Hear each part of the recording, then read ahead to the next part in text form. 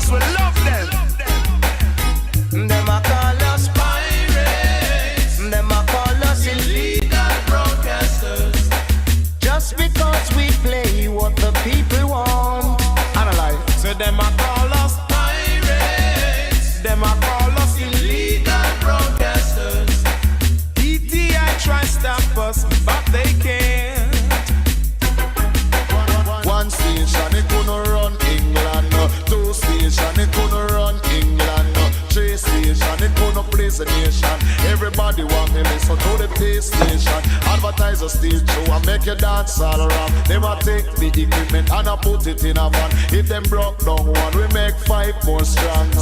Down in England we've got lots of radio stations playing the people music night and day. Reggae, calypso, hip hop or disco. The latest sound today is what we play.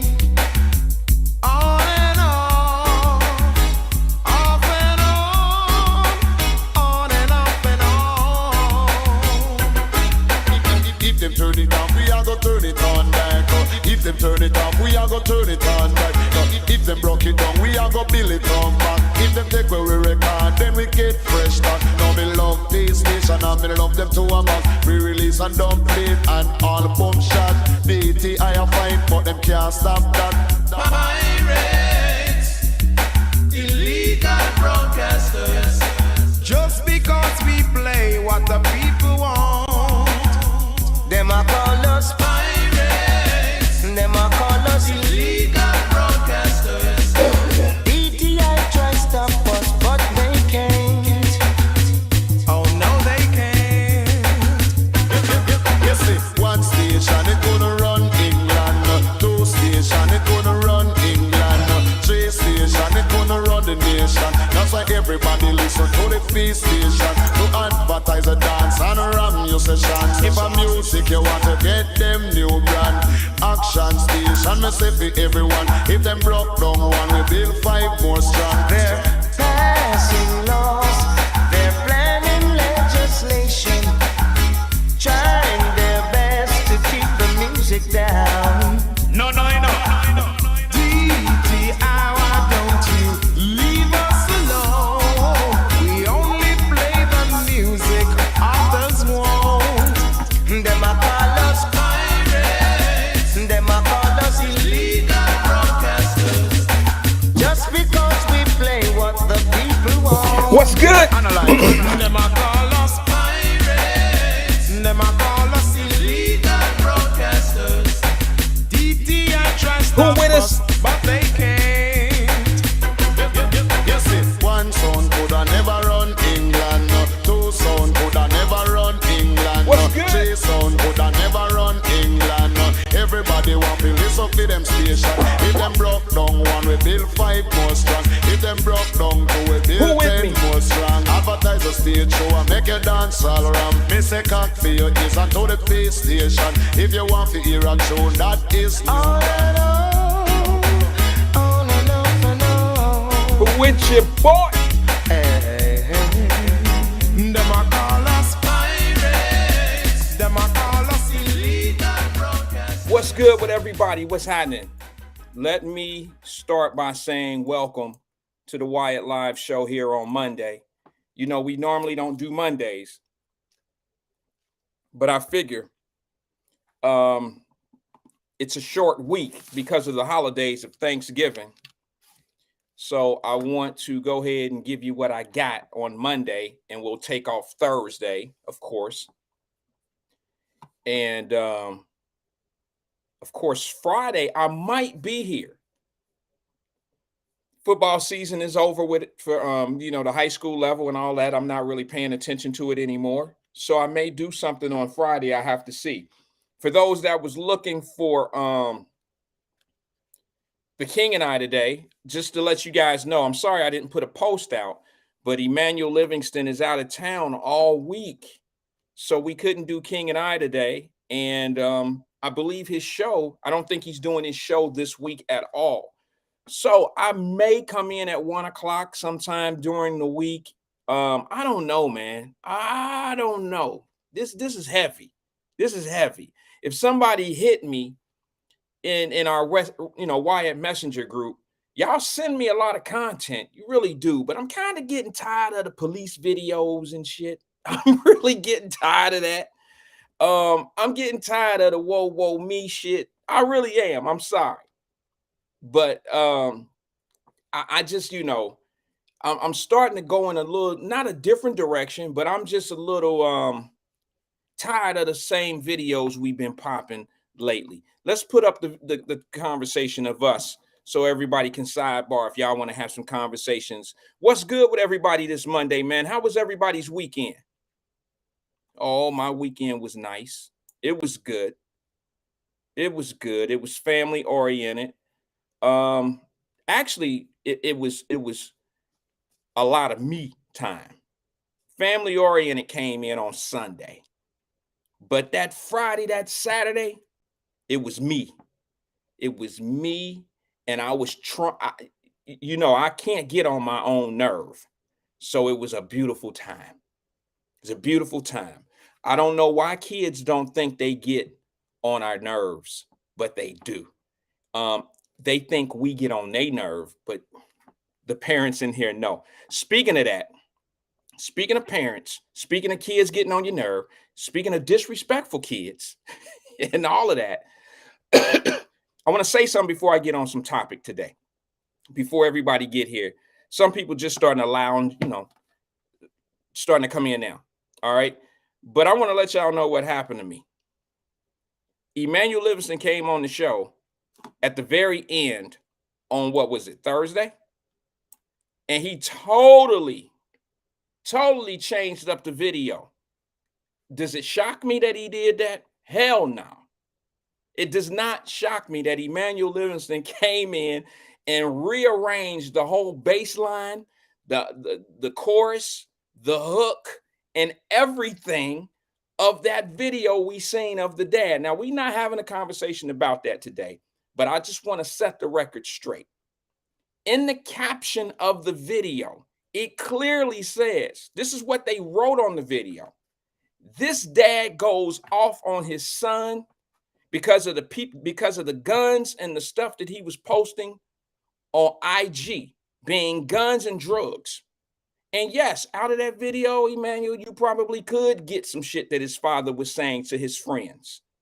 But overall, when you acting a fool on IG or Facebook or wherever, that's why he did what he did when he did it on Facebook. Some of y'all don't really get it because you Monday morning quarterbacking and you said what you would have done. But you know what? Not one person has come in my DM yet. Not one person has come in my Wyatt Messenger group and gave us what they did when their son did what this young man did. Not what they would have done if it would have been their son.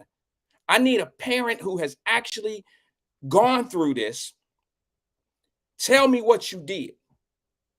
And you can't tell me that these knucklehead ass kids out here don't get in the ear of your children and say shit like, oh, he ain't gonna do nothing. He put his hands on you, dog. We got you. Fuck your daddy.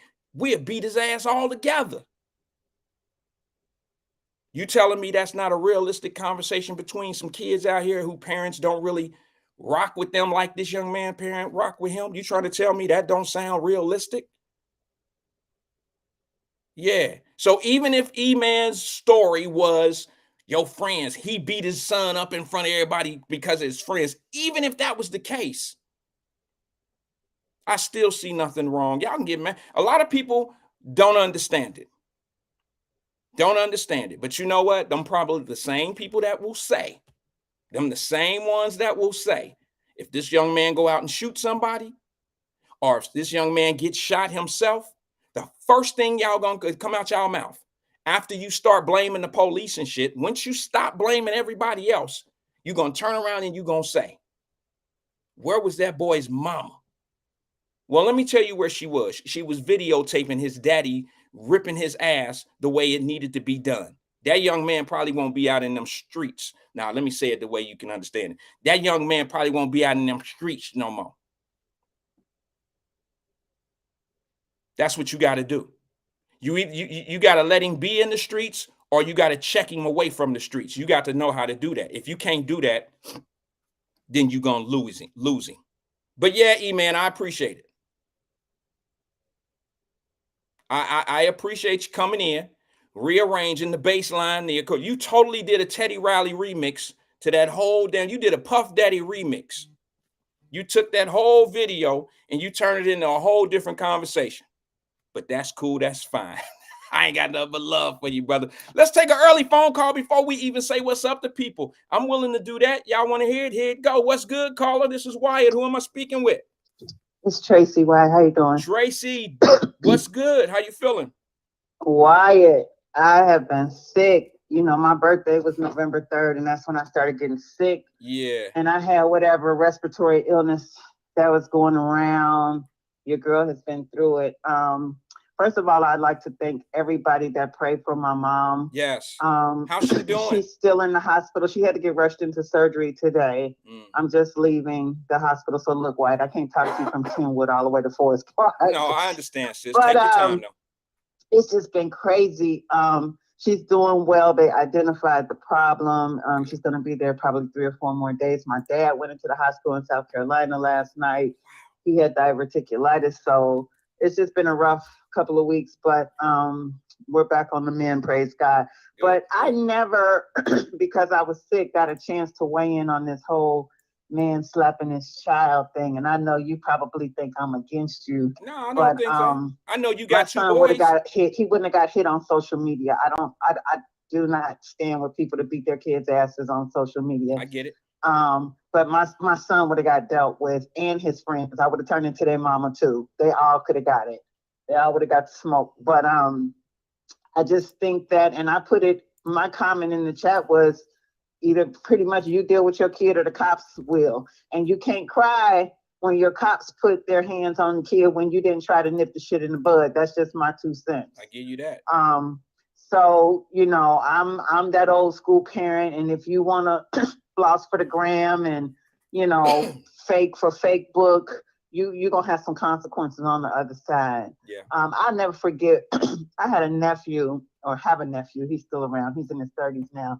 He wanted to be this fake ass drug dealer, and he would get on the gram and he would say shit like, I got a dime bag, or however they call it now. That was our day, but whatever they said. Hold now on. He was trying to sell on Instagram. Tracy, hold on. Do they sell dime bags on the internet? I don't think dime bags existed with the internet. You just showing your age. Wyatt, I'm 53 years old. He was selling a $10 whatever joint. Smoke. It didn't happen. I'm gonna come with all the old. I don't know what the hell, but I just know the shit that he was saying was stupid. It didn't happen. Hold on, sis. Are you effing kidding me? Hold on, sis. It didn't happen to come in one of them little bitty ass plastic bags, or no, the little bitty envelope. The Ziploc bag. Look, we know you know. Sound like I'm a smoker, and I'm not even a smoker. Right, but I remember the little tie bags. I'm just messing with you anyway. But yeah, go ahead. But look, this fool was trying to sell on Instagram. Yeah. And I was like, if you don't get your ass off of the gram, trying to sell a gram, you know what I'm saying? And then, oh, my life is so effed up, because when I was little, my grandmother raised me, and she tried to beat me. When I tell you, I outed his whole story, and he don't speak to me to this day. I was like, you fake ass drug dealer. I said, your grandmother sent you to boarding school, prep boy. I said, you ain't out here trying to sell drugs because you don't know the first thing about it. I blew his whole cover. He was mad. I'm surprised I'm still walking this earth. He was so you mad. Blew his whole cover where? These kids. Wait a minute, Tracy, slow down. You blew his whole cover where? On Instagram. Now, why'd you do that? Why'd you embarrass him on Instagram like that? Why'd you do that social media thing? Why you discipline him on social media? Why you do that? That's dead ass wrong, according to your logic. I know you're trying to create the controversy here, but no, you created it. No, I didn't mean to say controversy, but the contradiction, because I said I wouldn't give my kids on Instagram. I knew what you meant. But listen, I'm gonna tell you why I did it. Yeah. I did it because he was trying to blame all of his woe is me fuckboy problems. I'm sorry, but this shit has me pissed 10 years later on his grandmother, who raised him and made him the man that he was, but he wanted to be out here on some fake boy shit. Right. And then let me ask you something. I wasn't gonna let him get that off on his grandmother. Right. It make the grandmother look crazy. It make whoever raised him look bad, don't it? That's what he tried to do to get a little pity party, okay. And I had to blow his cover. Sis. These, I'm gonna give you like a couple questions. They require a yes and a no, and then I'm gonna let you go on with it. I'm gonna let you go on with it. I got to put you and Althea on shot clocks. Damn. But let me just say, I came in here on your side, and now you're trying to flip it. Look at you. Oh, you on my side? Because I told you the kids need to be disciplined. I wouldn't have slapped my child on no social media. Okay, we agree with that. I wouldn't have either. I wouldn't either, but I understand why they do it. Because like you just said, your nephew made your grandmother look crazy because your grandmother went, I guarantee you she worked extra hours. She gave up, she sacrificed what she wanted to do in life to make shit good for him, right?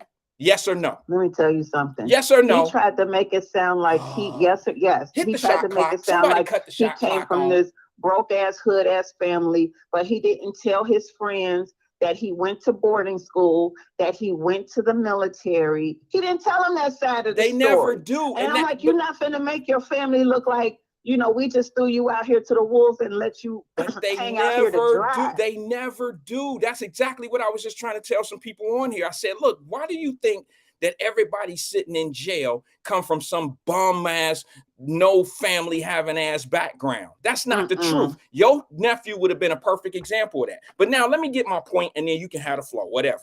Whatever you want to say after this. My point is this. You just said that he shouldn't have got punished. That dude, that little boy shouldn't have got punished on the ground, who was flexing guns and showing drugs. He should have never done that shit on the ground, right? We both agree to that. Right. He should have never done it on the ground. And then we both agree that his daddy probably shouldn't have did what he did on the ground, right? Right. Okay, but now let's listen to this. Let's look at this logic. The same thing that you yourself did was to retaliate in motion on the same platform that the lie and perpetrate, and somebody was going to look crazy based on your nephew's actions. But you know what the difference is, Wyatt? There is no difference. Yes, it is. What? Because daddy slapping him in the face, he could go to jail for that. So my words is not going to put me in jail because I busted my nephew's whole facade. So what? No, what daddy, you did. How do you know? Been standing in front of social services, losing his whole family. But you know what? There is no such thing as no danger in either one of those situations. Okay, let me tell you why. Because the same thing you just did to your nephew, I ain't trying to put you on blast or nothing, sis, but I'm being honest. You can't play street and then somebody come out here and expose you, and then you hit those streets back again and think you safe out here. That ain't how that shit work. Now he's victim to be robbed. He's open to be robbed. You just softened his land. Yeah, he's open to be robbed because of his poor choices and because of his lies. I'm not going to take no accountability for that. Now, what I'm saying to you, sis, is when somebody see a wounded animal or a wounded dog, whatever, you know, it's vicious. It's vicious people out there. Yeah, them same vicious people will get you when you're strong, but they definitely will attack you when you're weak. That's how the streets go. Well, you know what? If you ain't in the game, you ain't got to worry about none of that shit. Well, I agree. I didn't feel sorry for him. I agree. Sorry, listen, not sorry. I think we agree more. You trying to live the life that these rappers try to paint that's all fake. Hell, they don't live like that. Tracy, we know that. The rappers that talk that shit don't live like that. We know that. I know. So yeah, but listen, you and I are on the same team today. We just had to get to the finish line separate. That's all. We on the same team. I think you agree and I agree that the man should have probably not did what he did on the ground. But here's the thing. I ain't fighting it. I'm not arguing it because that's the same platform he used to get his to be out there and expose some old fraud ass behavior. And here's the thing. When he was on the ground exposing guns and drugs and all that, just like your nephew made his grandma look crazy, that made that young man's mother and father look crazy as well. Like, what the hell are they doing with their kid? That make them look just as crazy. So if I got to look crazy on the ground because of some shit you said or did or posted, then I'm going to the ground to correct it. That's exactly what you did. Here's the thing for me, because there's more to this backstory. I have a heart and a dislike for grandparents that raise their kids. Now, we know that there's some situations where they have to, but I remember when my mother-in-law was raising her grandson and she ended up fearing him because he was this big drug dealer, and she was wanting to get him out of her house because she was living in fear. I don't like that whole thing. And my nephew ended up swinging on his grandmother. Now, this isn't my grandmother. This is his grandmother. That's a damn He ended up swinging on her. Now, I know we want all well for our kids, our grandkids. I have grandkids. But my thing is I'm not finna live in fear of nobody. Especially kids. And if he's going to get on here and he's going to talk this shit and he's going to perpetrate the life, then damn it, like Wyatt said, stand on your square when it's time. That's right. Because just like when I busted his bubble, I dared him to come to me and do something about it. And guess what he did? You might be able to get that shit off on your grandma, but not on me. You will not. Right, exactly. So, I did what I did and I said what I said, but you're not finna paint this picture like your grandmother just had you out here nilly-willy like you was some damn orphan, and she was a damn academic dean at the University of Cincinnati spending her money and retirement money to get you in boarding school and everything. Man, get the fuck out of here. I'm sorry. That still rattles my nerve to this day, and he ended up swinging on her. All that opportunity, and he'd rather be out in the streets. That's right. Rather be out in the streets. It's the white man's fault. It's his fault because we all make choices. All right, sis. Hey, listen, I appreciate you. Listen, you in my prayers tonight, your family, of course. You know that. Keep us updated. Hit me up. Let me know on the side. Let me know how things going. I will be praying for especially and your daddy too. Your father. Let me know how that's going. You only said I will. One Thank half. You, everyone. And then the dad story was new. So yeah, keep us posted on that, sis. Okay. All right. Much love to you. All right. Bye-bye. Bye-bye. That's Tracy Dillingham, y'all. One of our family members. We, let's open our prayers for her mother and her dad, and her. It's hard. A lot of people don't understand when family members are going through shit, so are you. You bring some of those problems with you, and it affects your day-to-day as well, especially when you're trying to help. When you there at the hospital or the doctors need somebody to talk to, you the next in charge or the next one, that is absolutely wrecking of the mind, not knowing what a doctor gonna come out and say, and then you got to make decisions, and it's horrible. It's a horrible situation. Anyway, let me get back. I got a special video I want to play for y'all real fast. I might have to run it back a couple times. Very short. Another perfect example of y'all letting these kids, y'all raising these kids wrong. Who said something? Y'all absolutely raising these damn kids wrong. And I got a disrespectful ass kid at the sink. Watch this video right here. Some of y'all probably already done seen it. Y'all know I love this video. It's going to be one of my favorites. You'll see why. Check this out. Samaj. Ma'am. What are you doing? Washing dishes. I just taking a picture of me. I'm not taking a picture of you, but you making a mess. You got water everywhere. You got shoes on, though? I got shoes on, though. What that mean? So, go there and clean up. Samaj. Ma'am. What are you doing? Washing dishes. I just taking a picture of me. I'm not taking a picture of you, but you making a mess. You got water everywhere. You got shoes on, though? I got shoes on, though. What that mean? So, go there and clean up. Little disrespectful ass kid. Mod. He turned around and rolled his eyes. What you doing? I'm washing dishes. You spilling water on the floor. He looked at her like,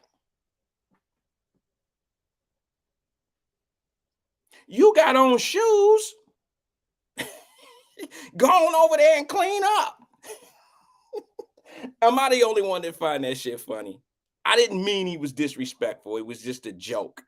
It's funny to me that this young man is sitting there. I mean, how old is little dude? How old is that little kid? Samaj. 2-3 years old. She say, what you doing? He said, I wash the dishes. A little disrespectful. Like, I'm doing something. Don't bother me. What, he 2-3 years old? She said, you spilling water on the floor. Now, my mama would have knocked me the hell out. She would have threw me in the dishwater talking that shit. She say, you spilling water on the floor. He says, you got on shoes. Go on over there and clean up. The hell? My mama would have threw me in the dishwater. Wash my mouth out with soap. That was too close to cuss words. What we doing with our kids these days, y'all? One more time for the road. Samaj. Ma'am. What are you doing? Washing dishes. Are you taking a picture of me? I'm not taking a picture of you, but you making a mess. You got water everywhere. You got shoes on, though? I got shoes on, though. What that mean? So, go there and clean up. Marge. God, why you taking a picture of me? Ma'am. What are you doing? Washing dishes. Are you taking a picture of me? I'm not taking a picture of you, but you making a mess. You got water everywhere. You got shoes on, though? I got shoes on, though. What that mean? So, go there and clean up. Marge. All right, enough of him. Y'all keep on raising these disrespectful ass kids, they're gonna be cussing you out by the 3rd grade. That's all I can tell you. These little kids gonna be cussing y'all asses out by the 3rd grade. They just too quick for me these days. Let me see. All right, I'll move the chat over.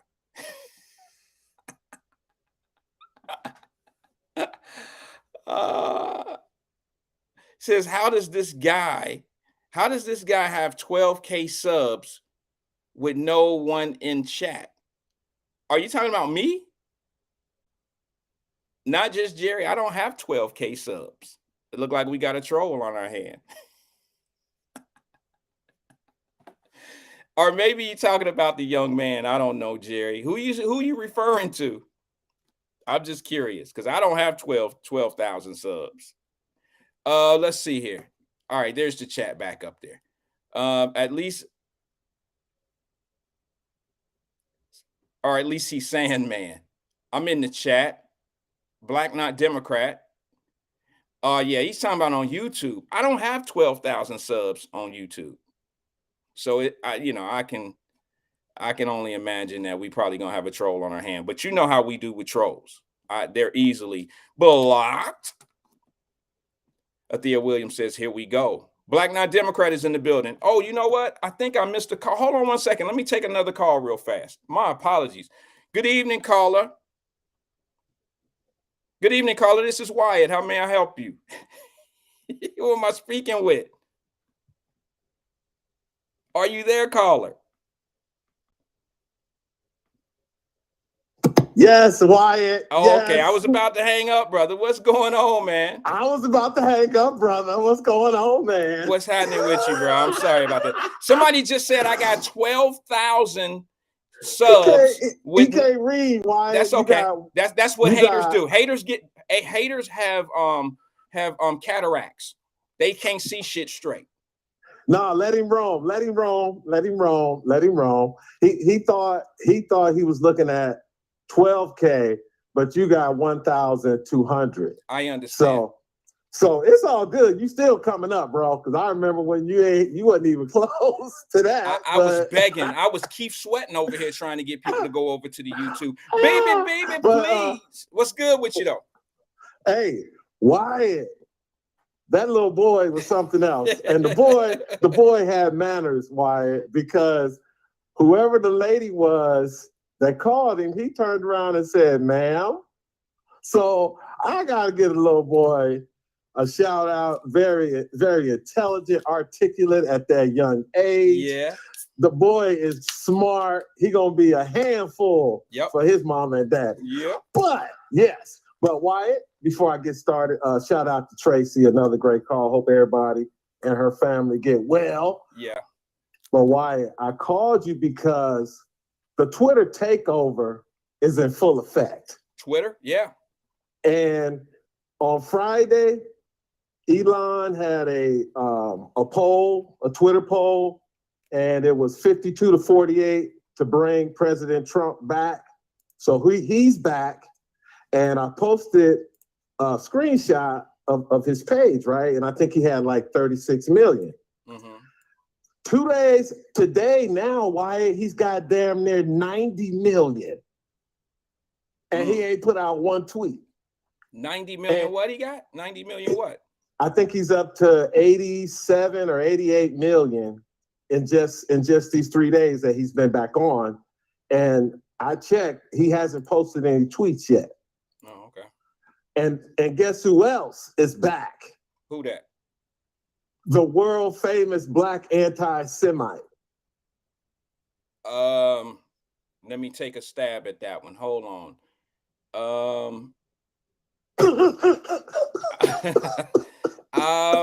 You said Trump, and then I'm gonna say hold on. I have to take a stab. I really want to know. Hold on, don't tell me though. I'm gonna say Minister Farrakhan. Yes. Yeah. And there's one more. Who that? Who is the most recent black hated anti-Semite? Kyrie Irving?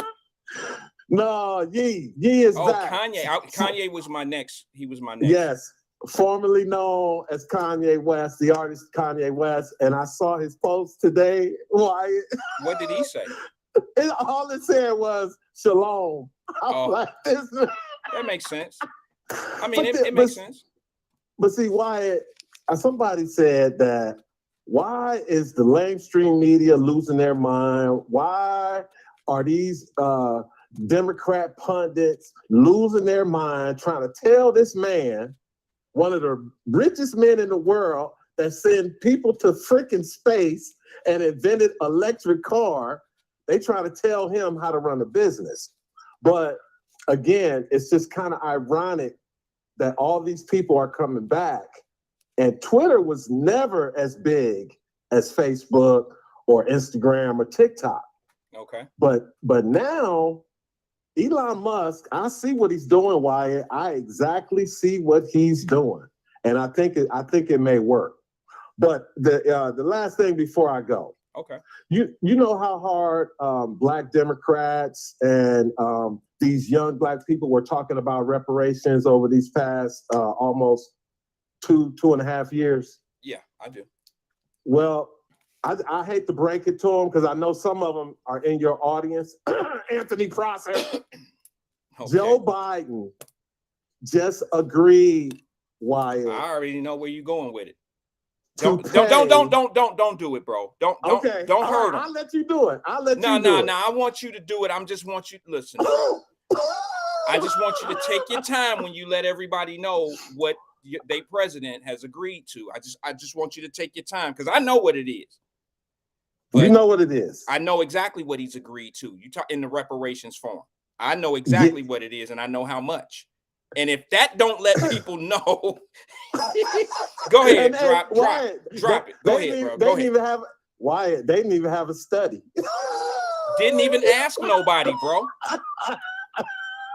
Didn't ask us if we agreed. Didn't even care. But go ahead, man. I don't want to kill your thunder. My bad. Go ahead.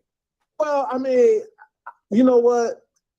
I would hope, Wyatt, that your audience, while we're speaking over the last minute or so, that they're Googling right now. They're Googling that President Biden just agreed to over $1 billion in climate reparations for the damage that the United States has done to the third world countries, also known as the S-hole countries. Let me be the first to say this, bro. Ain't that a bitch? Wyatt, how do you give reparations of $1 billion plus dollars? No study needed. Nope. How do you do that? Oh, these guys, man, if they don't stop that talk and not start holding the people accountable who can make these trigger pulls, we're gonna find out. Why? We're gonna find out because this shit happened. I could not believe when I saw it that they used the word. They could have used another word. They could not have to use the word. You know, a lot of people don't like what you say, but you listen. I don't agree with everything that you say, but I understand the principles of what you talk about. Okay, that's just what I have to agree with. But there's certain things that you just can't deny as a human being when you see what's in your face, but you find a way, or somebody help manipulate your mind to say that it's not really what it is. And it's clear as day to me, especially when you use, see, that's a slap in the face when you say when you use the word reparations. Black folks, that's a black folk word. Am I lying? Trigger. It's a trigger word. Am I lying? Isn't that our word? Reparations. Yes. You ain't never heard nobody go in talking about, I'm about to go to court and get my reparations for the penalties that I'm applying on a company because of what they did to me. You call it restitution. You might call it a settlement. You might call it there's a million things that you could call it. You could call it, I'm going in to do this civil lawsuit and I'm gonna get a judgment. You could call it everything, but you know what? Only black folks use the word reparations. And for them to come out and say they're going to give $1 billion+ in reparations in climate control to third world countries, that is so slap in the face to all of the brothers and sisters that have been fighting for reparations for black folks. That's just my word. It's you right, Wyatt. But again, we just don't know how it's going to affect the voters in the Democrat Party, because again, like you said, reparations, 40 acres and a mule. When anybody hear that, black people know what that means. 40 acres and a mule. They know the connection to that. Cold word. But all the Democrats do is throw you HR 40. You see the irony in that, Wyatt? I do. 40 acres and a mule, but all you get is HR 40. A study. But again, hey, I just put the information out there. Okay. And no, I mean, McConnell, my boy Ron McConnell on here said might be a slap in the face, Wyatt, but you shouldn't be surprised. I'm not surprised. I'm still waiting for the black. I'm still waiting. See, here's the thing. I'm glad I got you on the phone, Drop, because if you don't mind, I just want somebody to hear this, because I think it was my sister, Ithea Williams. Ithea, was that you that sent me that letter in the Wyatt Live group about, I think it was either her or Cleopatra. I'm not quite sure. I don't want to put the name out there, so my apologies. Somebody just put posted a letter, and it was their letter from the government, and it was from the Biden and Harris administration saying that their student loan forgiveness was approved, but due to all of the court stuff that's going on right now with the government, that they were approved for the student loan, forgiveness. Yeah, but due to the lawsuits, it's being held up right now. And then it went into the letter. It kept talking. It was selling the Biden-Harris administration. We won't give up on you. As soon as everything go through, we got you. This is for the hardworking people. It was more about what we doing for you versus what was actually going on and what was holding it up. Okay. Don't take that bait, AP. Wait, what? Wait a minute, hold on, checking. Okay, I didn't know who it was. Somebody sent it in our DM in the Wyatt Live Messenger group. It's a letter. And I don't know how legitimate it is, because it don't have a name on it or nothing. It's just a letter that anybody could have put together and put out in circulation on the internet. And all it did was say that you have been approved for the student loan forgiveness. Okay. But now it's going in saying things like, we're facing these lawsuits and blah, blah, blah, blah, blah. So don't worry, we'll get it all straightened out. My question is this, and I'm glad you're on here. Maybe you can help me. All right. When Joe Biden and Donald Trump were both running for president, and they were talking about their plans of what they were going to do. Okay, she says it's real, Wyatt. Okay, maybe it is real, but it doesn't change my question at all. Matter of fact, it even makes my question make more sense. What was Joe Biden's plan on getting this forgiveness loan done in the first place? Because that stimulus money, that COVID money, was not even implemented when he was talking all that shit when he was running for president, saying he was going to make school free for everybody. Y'all said that he didn't say free. I thought he said free. So let's just say you're right. The 10,000 and the 20,000 was going to come off your student loan. He was talking about that before any COVID money was put in place. You know the COVID money he trying to use, right, Drop, to make this thing happen. The emergency money. Well, but see, that's why it's held up in court. No. Going to the Supreme Court. I gotta get the question though. I gotta get the question.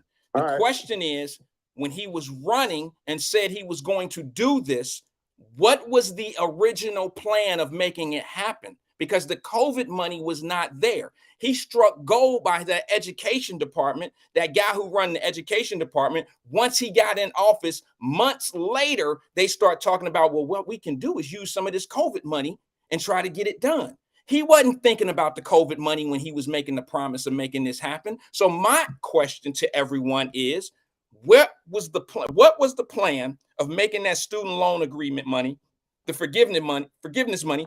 What was his initial plan to make that happen? Wyatt, that money, like you said, from his campaign, that was intended to be in the COVID relief package that Manchin and Sinema said no to over the summer. Okay. Then toward the end of the summer, after the Roe v. Wade shit came out, Manchin decided to give a cut down version of that. So Joe Biden throws in a executive order to relieve this student loan debt. No. But it was challenged by Republican attorney generals. You way ahead of the whole situation. Biden wasn't the president at the time of these promises. Do you understand what I'm saying to you? Yes, but the package was on the table under Trump, remember? Yes, Trump I remember. Trump didn't Trump said, no, y'all ain't getting no more money. So hold on. And Nancy Pelosi said, okay, wait and see what happens. We're going to get the money. But Nancy Pelosi said also loud and clear that the president of the United States, I don't know if she knew it was going to be Biden that was going to be saying this, but Nancy Pelosi said it right on television, that the president of the United States can't forgive student loans. Yeah, but Wyatt, they do this shit all the time. Obama did it with Obamacare. Joe Biden did it with the eviction moratorium, unconstitutional. They knew it, but they did it anyway. They're doing it again with the student loan. They knew it, Wyatt. All right, so they wait till they get there, and then the press secretary, she spun it, right? She spun it yesterday as if, the Republicans are stopping these Americans, 40 million Americans, from getting relief so they can buy a house and buy a car. It's these Republicans that are doing it.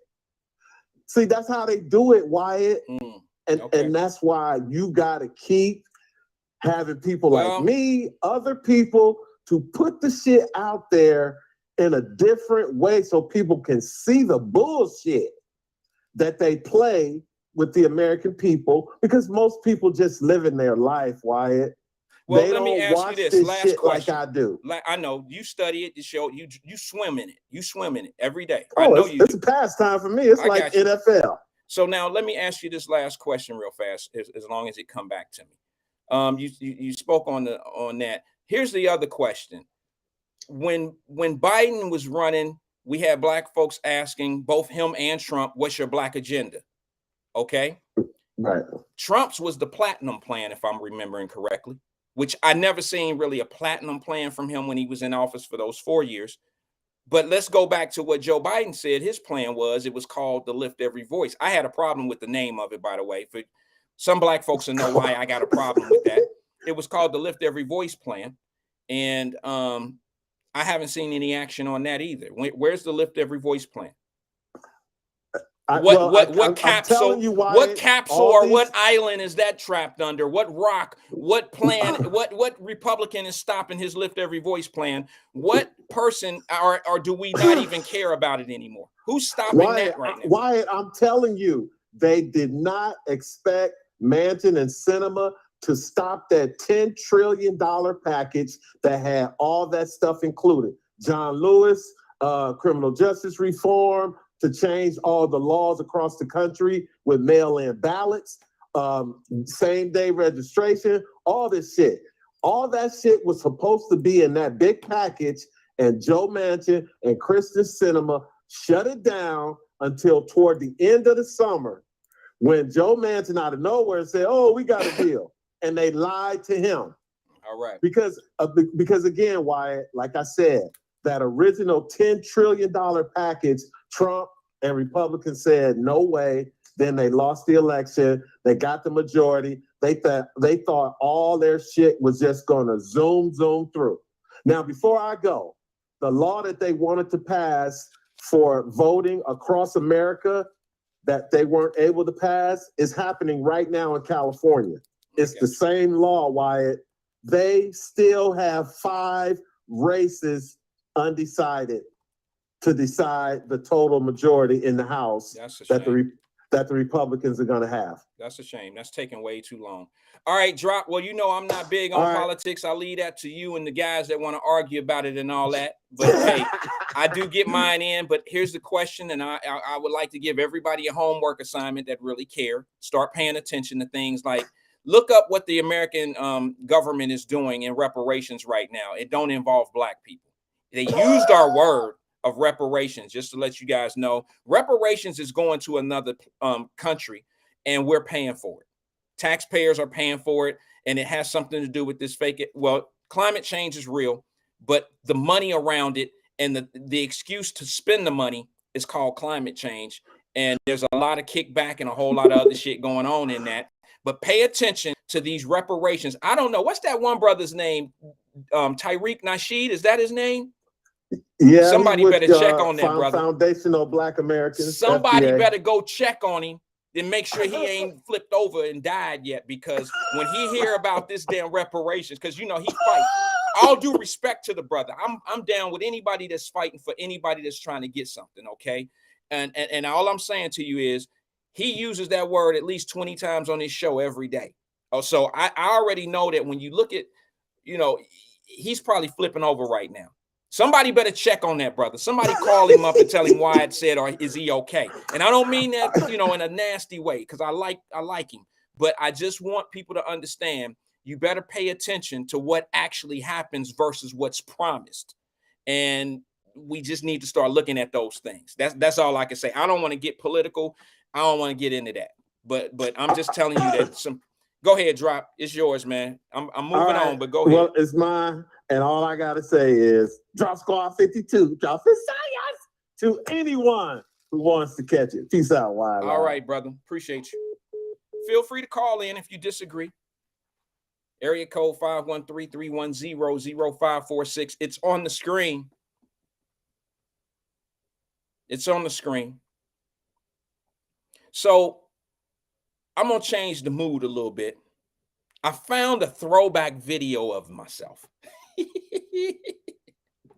Before I get into what we came here for today, we're going to talk about a little bit of Wakanda.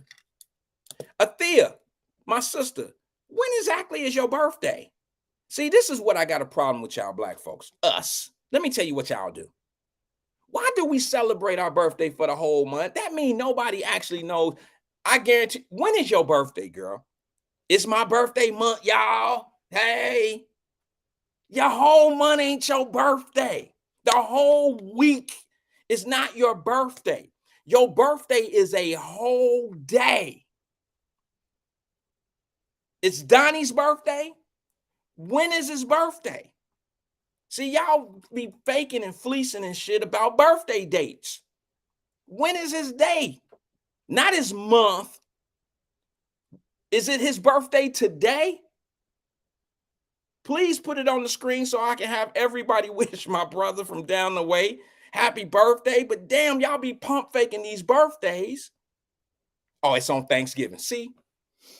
Damn. We'll got another day to go before we say happy birthday to my brother Donnie. We ain't about to throw happy birthdays and blow balloons and slice cake and shit on Monday when his birthday is on Thursday and at the beginning of the month.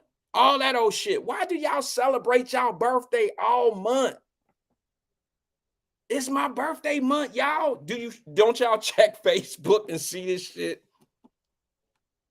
I'm a Sagittarius. I got a birthday on December the 6th. Trust and believe I ain't gonna say shit about it until you just heard it now, till probably December the 5th, or maybe December the 6th, or maybe the day after when I say, hey, thank you to the 20 people that say happy birthday to me. Outside of that, I ain't saying Sagittarius, we the best and all that old shit. Oh, she said he getting flown out. She said flued out, but he getting flown out. Oh shit. Y'all know what that mean over here on Wyatt Live. It's going down. You fly them in, you know what it is. You fly them out. Fly them in and fly them out. You know it's going down. If y'all fly out together somewhere, you know it's going down. Now, y'all can hate me and tell me that don't mean that. You as a female might think, just because I didn't went with you and now you didn't flew and bought this ticket and got the hotel and got one bed in the house and we got one towel and all that to share, that don't mean you getting none. Shit. In your mind, it means he ain't getting none. In his mind, the day that you said, yeah, what day we going? Sure, I'll go.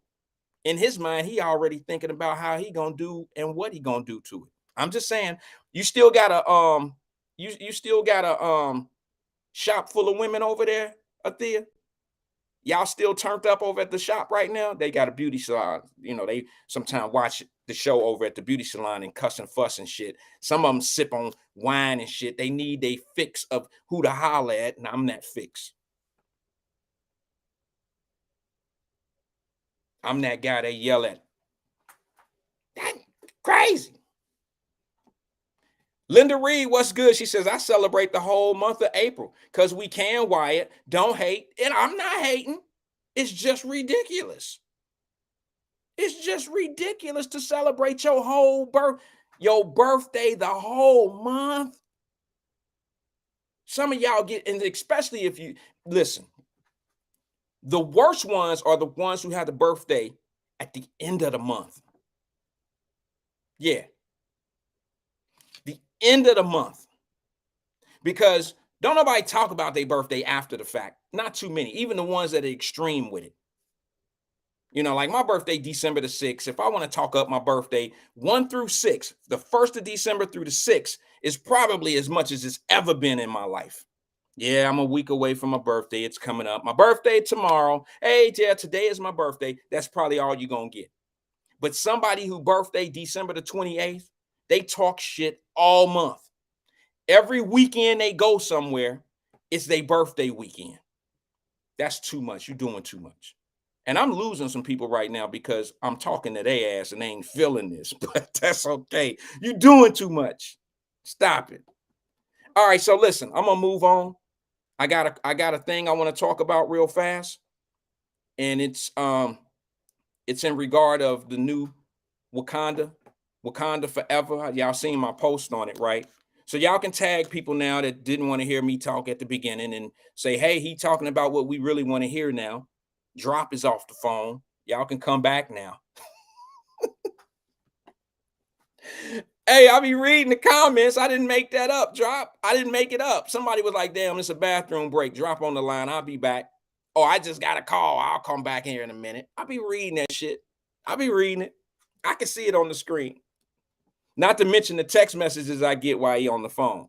Brother Wyatt, can you just text me when y'all finish talking to him? I'm just being honest. I get that. Anyway, all right. So look, we're going to talk about this Wakanda thing.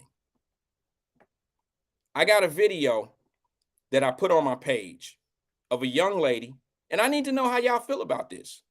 I need to know how y'all actually feel about this. The day that I went and seen this movie with my family. Okay. I'm not, Stephen Speed says, I haven't seen Wakanda Forever. Don't judge me. We're not going to judge you, brother, but I don't want to spoil it for you either. I don't want to talk about the scenes in the movie or something that'll spoil the situation for people that may have seen the movie.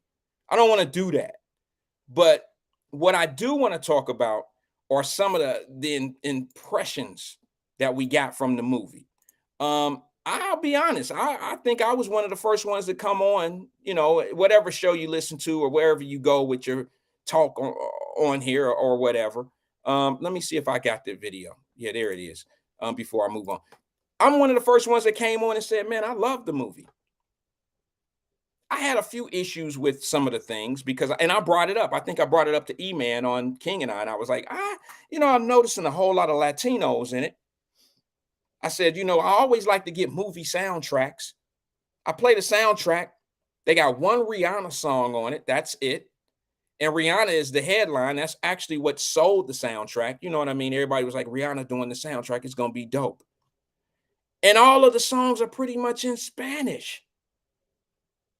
Not that I have a super duper problem with it, but I'm thinking Wakanda, Africa, a black film. You got what's his name? Kendrick Lamar's did the first one, and he was known to be able to do the second one.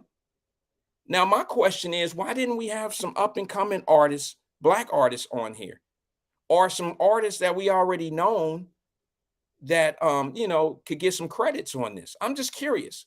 I just find it a little strange. And I said this to day one. I said, I love the movie, but I found it a little odd that it had a lot of Latino music in it. And then I thought they were pushing the agenda of coming up with a new superhero with the Mexican that was fighting against the Wakandas, throughout the movie. I just found that to be a little weird, just a little bit. But other than that, man, I love the movie. I want to play this video of this young lady who has a problem with the movie. Are we taking this thing too far? Is this too deep? It's a comic book. Is this comic book sending subliminal messages to us in the real world? I mean, is everything, sending messages? I just want y'all to hear this and you tell me what you think about it. So I just left seeing Wakanda Forever, and I'm pissed. I am pissed because if pushing an agenda was a movie, this would be in the forefront of that. This was Woman King on steroids. If you think that I'm gonna believe 100-pound black woman soaking wet is just an almighty warrior and can just body dudes like it's no tomorrow, come on. Like, instead of Wakanda, it should have been called All the Men, because they was not there, they were not present, and the ones that was there was weak. But all the women that was in the movie was just brolic, built, strong Hercules. What is this saying to us? Perpetuating the idea of the strong black woman and a subservient black effeminate man. I just think it's disgusting. I'm completely upset by the movie. And man, if this Kyrie Irving didn't teach me anything, it's when you put your life career in the hands of other people that don't look like you, then they can make you do whatever they want you to do. And this movie does not represent what African culture is. It doesn't represent what our culture needs to be. So, nah, I'm good on Wakanda. We're all the men. Who agrees with her? Who agrees with it? Or is she thinking too far into this? I mean, she got some valid points, but I never really looked at the movie that way.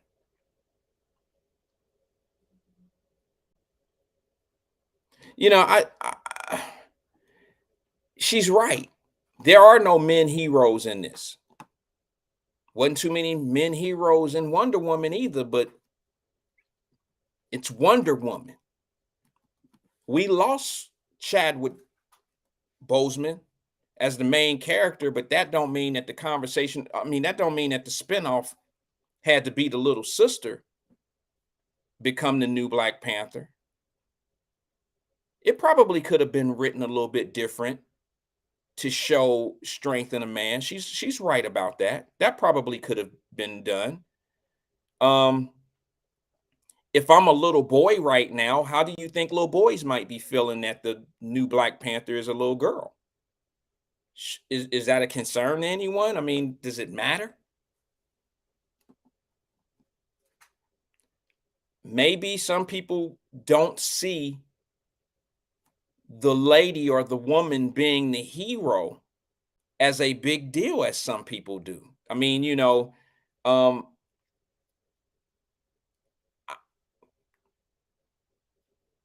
never really thought about it personally.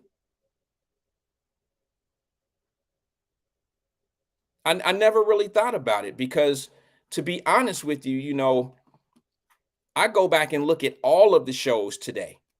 Can somebody put on the screen for me just to make me think properly? Who are the Black heroes today? Who are the men in the community that we look to and say, that's the dad? You know what I mean? Okay, we had the Bill Cosby character. Characters do a lot for a community. I mean, they encourage, they show purpose. Who is the Bill Cosby or what was the guy, the Mr. Winslow from Urkel and all that? Where are those guys today? I'm just curious. Who are our Black heroes and who's the head of the household?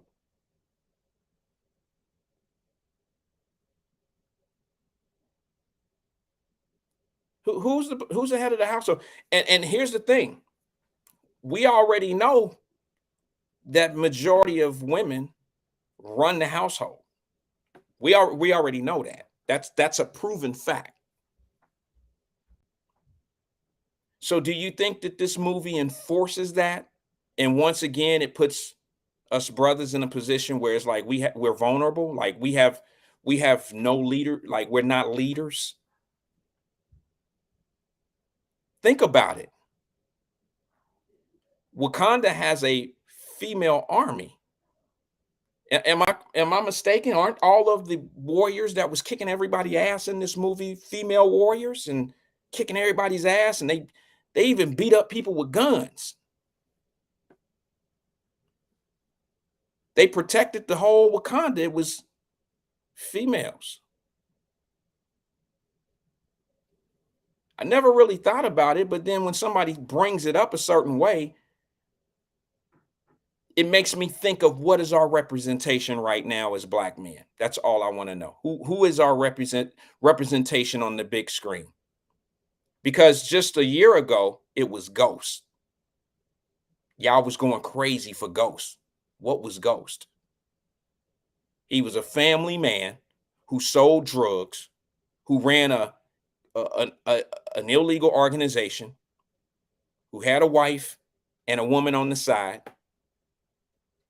He ran a business that consisted of him selling drugs and selling drugs into his establishment, and he was trying to exit the business. But that's who we looked at and was like, yeah, everybody wanted to be him.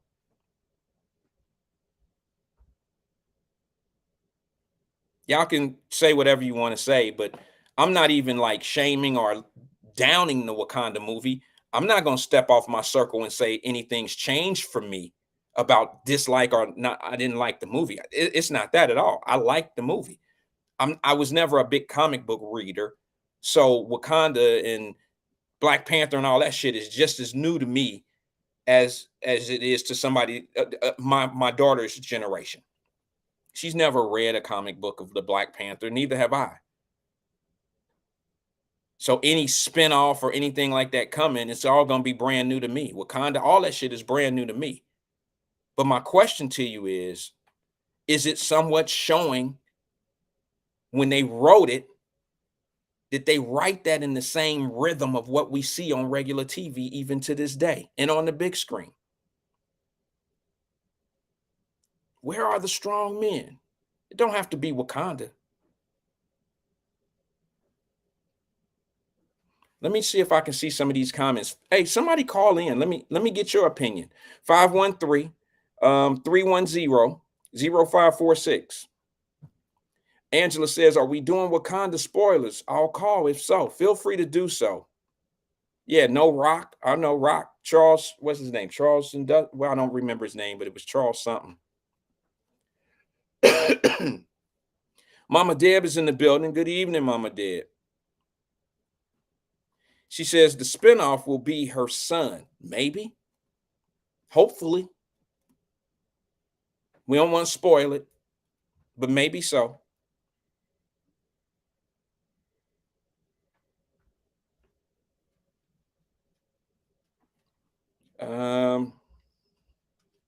But you don't grade that.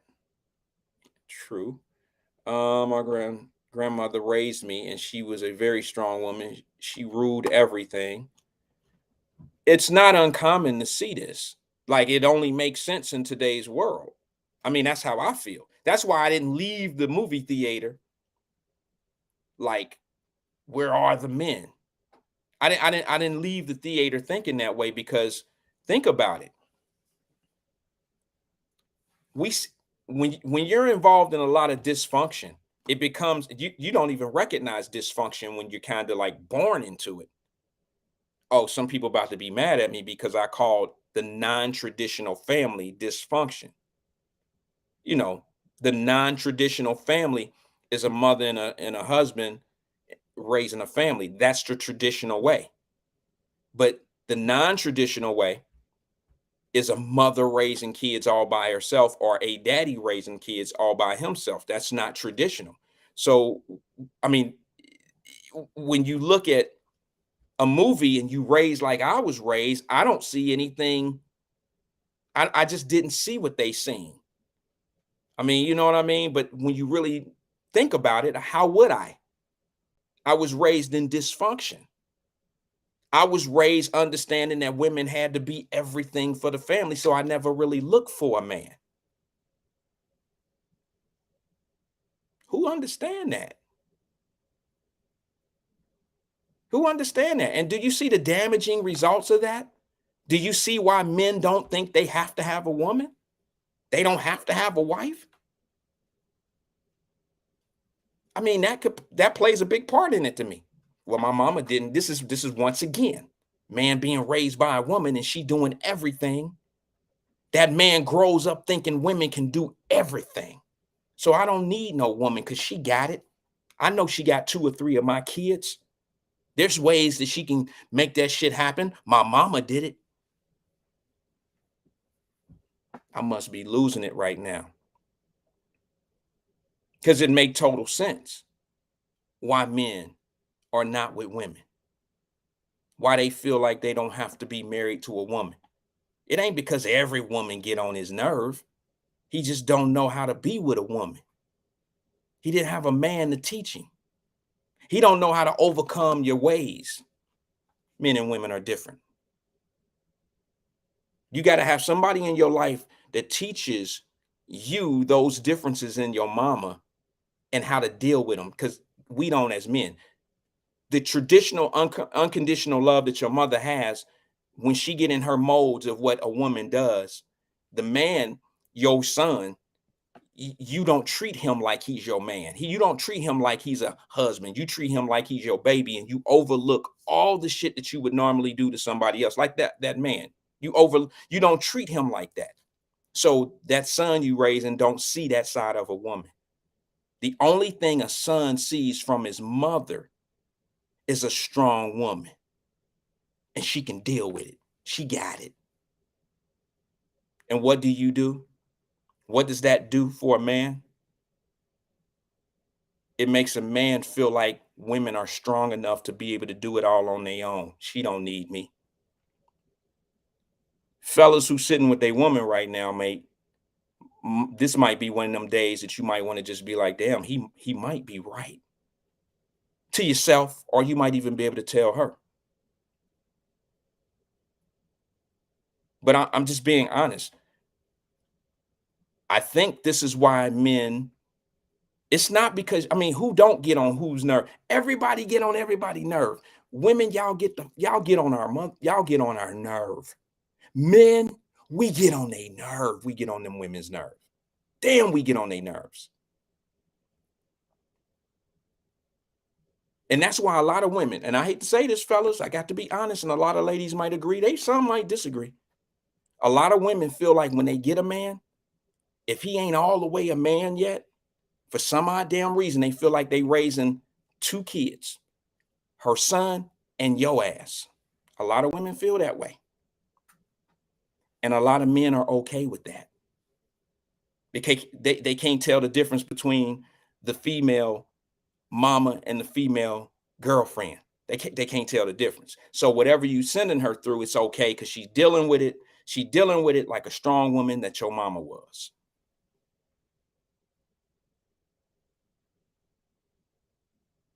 And we wondering, some people blame it on that traditional thing. It be some bullshit. The separation of the family come when welfare kicked in. That's dumb as hell because every man that's willing to have a family is worth more than a welfare check. Welfare don't do nothing for women. Ask them.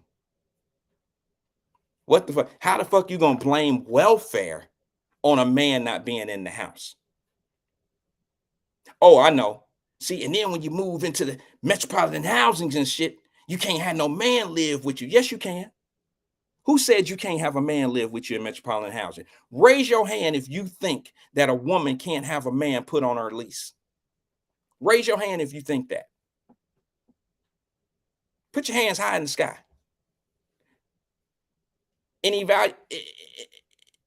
At metropolitan housing, when they do their schooling or whatever about the rent, and the leases and all of that, nowhere in the lease does it say you can't have anybody. In the lease, there's rules that say anybody that lives here with you has to be on the application and has to be reported. You know why? Because it's a program. It's a program. It's a program based on income. It has nothing to do with structural breakdown of us. Ain't no metropolitan housing and nobody trying to keep no man out your life. They just don't want no man living there for free. How about that? No. We get caught up in all these spiderweb ass games of how somebody's trying to slow you down that we forget about the rules. We think rules sometimes is put in place to slow us down. All rules aren't in place to slow you down. Some rules are just put in place to be able to maintain the program, to make sure everybody's playing by fair rules. Everybody's playing fair. You're using tax dollars to live in this apartment. You're paying $25 a month, but you got a boyfriend or a man living with you who would make the rent go up a couple $100. But that's them trying to keep a man out of your life. Come on, man, stop playing with me. Let me take this phone call real fast. Maybe it'll change me a little bit. Maybe somebody will tell me something that I need to think about. Good evening, caller. This is Wyatt. Who am I speaking with? Uh-oh, let me see. Did I lose you? Hello, caller. Ooh, I lost the caller. Call back, caller, please. Feel free to call back.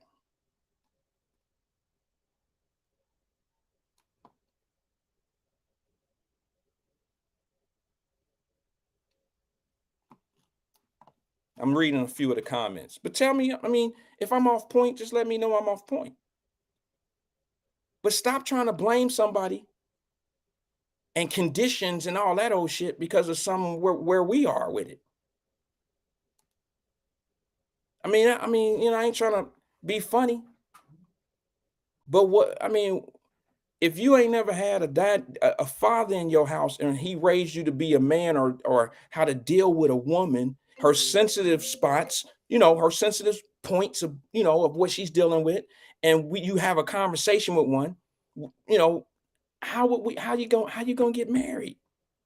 We too busy arguing and fighting, and not to mention if we throw a kid in before we even know each other. And now she got you down to child support, and that's everybody's fault as well. Let me see if this call coming through. Good evening, caller. Are you on the air? You there? Oh man, she keep calling back. It keep hanging up. She must be on a cell phone or something. Called and then called again.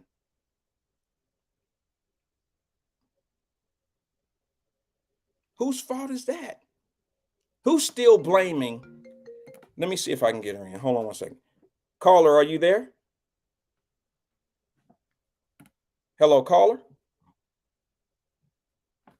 Hold on one second. Let me see something. Hello, caller. Looks like it's Angela Kinney. It's showing up as Angela Kinney on the call line. She keep calling and it's hanging up. So let me see. Maybe I can call her. Maybe I can call her back and see if I can get through like that. Let me try it. Well, we know it's not our line. Our line going through. Hello, caller. Angela, we can't hear you. We can't hear you. I tried to call. Yeah, I tried to call. She's having a problem on her line, guys. My apologies. Feel free to call me and let me know if I'm wrong. I don't have to be right about everything. This is my opinion. I just think that one of the reasons why, one of the things that make me mad is when we say shit like the welfare system. Okay, she's calling from a different number. Maybe this will help out a little bit. Good evening, caller. Are you there? Hi. Hey. That was me. I'm not sure why it wasn't connecting. Could you hear me? I can hear you loud and clear now. You changed phones, so that might have helped us. I changed phones. Okay, I'm gonna do a mini spoiler. So if anyone hasn't watched the movie, okay, I just bring up a point since you had like Courtney Michelle's point. I haven't heard anyone say this. So, all right, people, turn it down. Cover in your 3, ears. 2, 1. Go. Okay. Now, one thing I also said, not if we're talking themes or conspiracy theories or any of that stuff. I'm always looking at subliminal messages anyway, which we always know movies do. So at the end, you watched the end of it, right? Yes. After the credits. Okay. So we saw that Lupita's character had gone off to Haiti, or Haiti, as they say it there. And her and T'Challa had a baby. So she's saying, or told Shuri, we agreed to raise him not in Wakanda. So I'm like, okay, so they even have in the movies, the black man convincing a black woman to go off and be the single mother of the baby while he was ruling. You know what I'm saying? Yeah. So I thought that was a weird thing. And then refresh my memory. How is it that Killmonger was in the United States, and who was he raised by? Wasn't he raised by a single parent as well? I don't know. Okay. I really don't know. That's the Brian B. Jordan guy, right? Yeah. So remember, I think the father, I mean, because he was the T'Challa's nephew, so I think their fathers or a cousin, I forget whatever their connection is. But is it that his father killed someone, or he saw his dad killed by somebody from Wakanda? Anyhow, he's in America raised by himself, so he's not in Wakanda. So I'm like, damn, can there not be single parents in Wakanda? Yeah. I don't know if anybody picked up on that. So it seemed to me that they were just kind of, carrying out that theme. And I'm like, okay. I don't know. I mean, why did she even leave in the first place? Is that what you're asking as well? Like, why did she even leave Wakanda and go to Haiti? Well, she did, but I think they addressed that some kind of way. But the point being that when she brought out that she had the son, and the grandmother had met the son and everybody, so they knew he exists, but Wakanda didn't. No one knew he was the heir to the throne. Where did the grandmother meet? Did I miss something? Did she meet him in the first movie? No. She says it when she's talking to Shuri. When Shuri agrees to renounce or whatever the throne and go to Haiti, because Lupita invited her to come with her to, And then when she shows up there, she's on the beach sitting there, and Lupita brings the little boy down, and she's telling her this. She was like, the little boy said, like, you can keep secrets. And she's like, yeah, Shurious, like, yeah. And he said his Haiti name is Toussaint, but his real name is T'Challa something. Right. And that's when she looks, and Lupita says, her and T'Challa agreed to raise the son away from the Wakanda because of the pressure. Gotcha. And the jury had asked her at some point, like, did my mother meet him before she, died? And she's like, yes, her mother, the son had met the grandmother. Okay, so they didn't really show it. They didn't show it. They just, it was in the conversation. She's just speaking on it, like how this little boy who probably looked like what, maybe 7, right. 6? Yeah. Because he was articulate. So I was like, I know he's more than 4 or 5. And certainly not like that badass 2 or 3 washing the dishes. I mean, he's talking, but he looked a little bit older. Right. That's just the thing. So I'll get off here. I was driving, so I had to pull over. That's why it took a minute. Okay. My hands off is switching between phones. So. Yeah, don't get jacked up out there. Don't do that. Hey, I won't. Don't do that. But I'm just back to listening now. All right. Well, I appreciate you, and Angela. You didn't spoil anything. You didn't spoil anything on. But is that another good question, along with why all the women are? Oh, and then we know that there was like a little love story between the lady who got kicked away from the Dora Mijolie, right? Yeah. Did you pick up on that? Yeah. Who's she in love with? I mean, whoever that lady is that kissed her on the forehead. Remember, they went back to fight. Oh yeah. So you're gonna see some LGBTQ relationship. Yeah, you're gonna see some LGBTQ shit going on that one. That's for sure. Well, before the movie, people had talked about that there was like a gay theme in there, or like a love song, a love interest, and people are like, it wasn't critical to the story. And this must have been people that had saw advance of it or heard, talk of it. And people were saying before the movie, so I knew going into the movie that there was supposed to be some relationship. And I was thinking it might be the dude from the mountains because he's all big and burly or whatever. Right, and I was like, right. hey, why should be one of the, no, they made it the 2 ladies. And that was toward the end again. It wasn't like super out there, but I picked up on it as soon as they said it. So a lot of this stuff is in the dialogue that they're saying. Angela, let me ask you a question before you get out of here. You mind? Okay. Yeah. You heard the clip that I played of the sister of her take on it not being man's. Yeah. I follow her, Courtney Michelle. She took a lot of heat because she said originally her first post, like after seeing the movie, because I follow her on YouTube and social media because I've known her from these other panels. And right after she had put it up, it got, I forget how many hours or something it was up after she seen the movie, and they took her original post down. Oh, okay. And censored it. So she kept talking about, why are they, showing all this, woman domination. And I don't remember if she said anything about woman king, but yeah, I know. So you're just asking me what are my thoughts of what she said? I mean, do you think that this particular, you've seen the movie, obviously. Did you get any of what she's saying out of it? Did you see a lack of strength from it really went from Black Panther to Pink Panther, some people are saying, just like woman king type of thing. It was more women generated. It was more woman strength. And I mean, I have to admit it did go more into that, but that don't hurt me because I was raised by a woman. So it's normal for me to see women as being strong. There's nothing wrong with that either, but it is a Black superhero movie being a male. And we know that he died, but it could have been written where, nobody would have not went and seen it if somebody was 17 or 18 years old, like Spider-Man was when he got his powers. Maybe this guy's son could be 16, 17 years old by now, and it's his turn.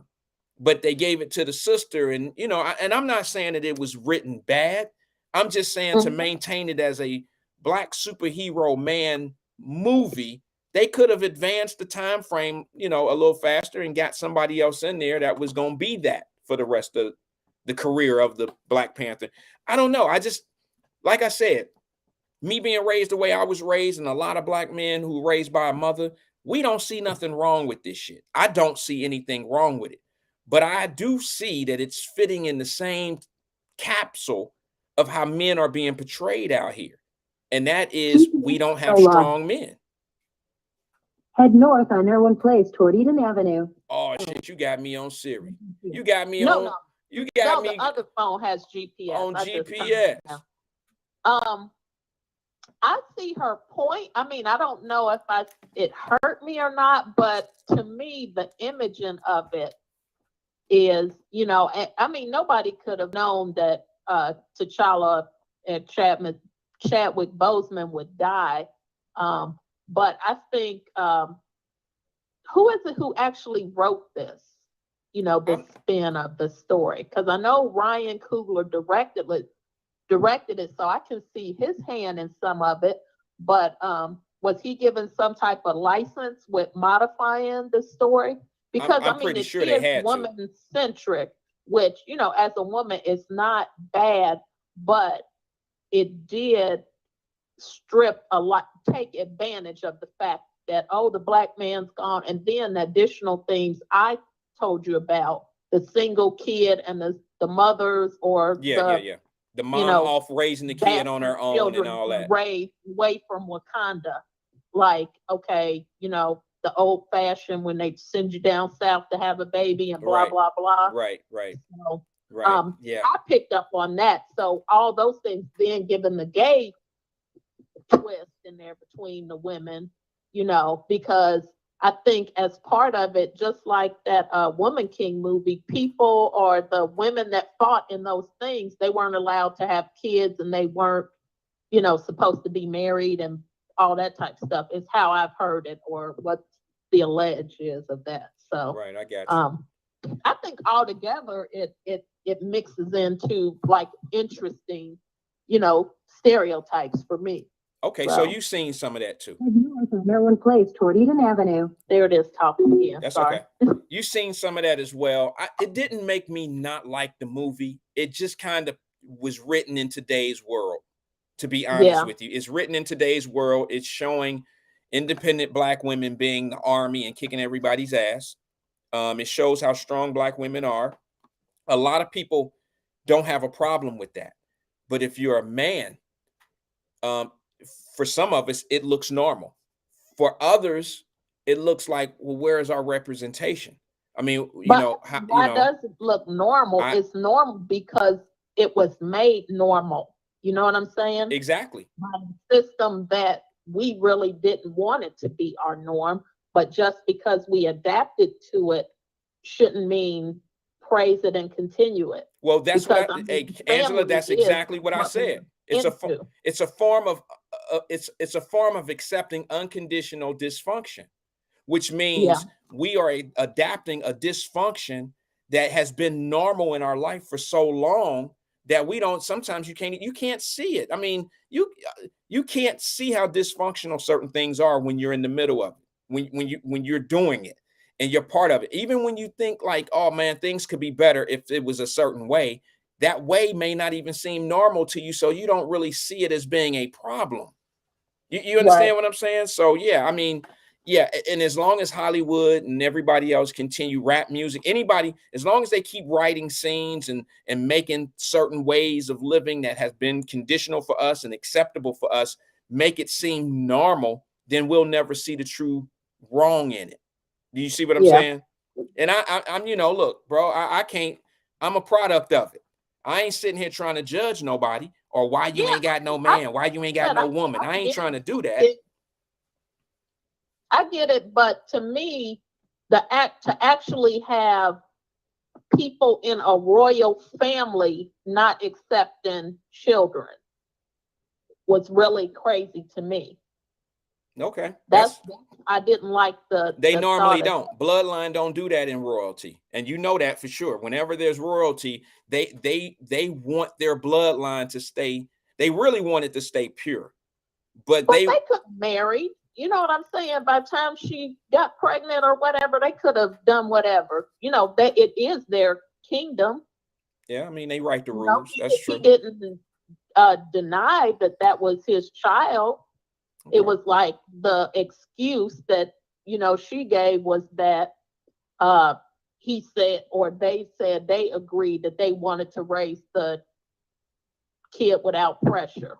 Oh, okay. And I was like, or the pressure of the throne. Okay. And I was like, interesting. That don't make much sense to me, but okay, I get it. If that's how they wrote it, what'd you say?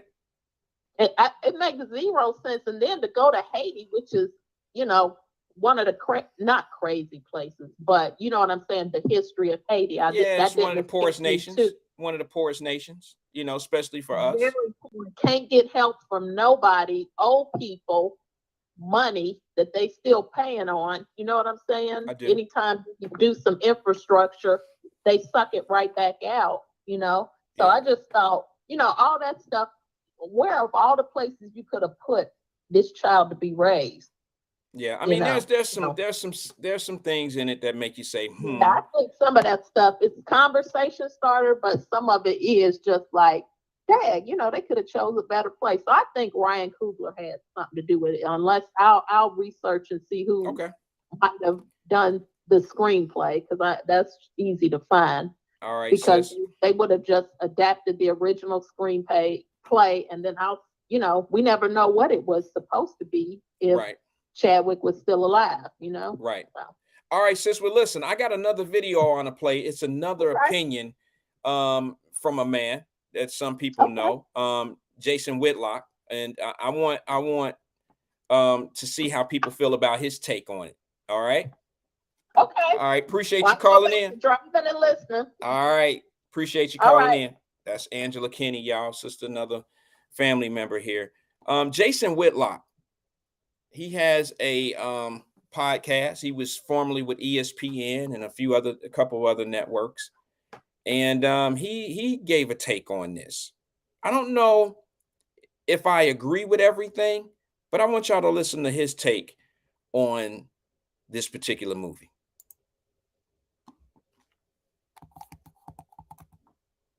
Racial idolatry is blinding us to reality. Okay.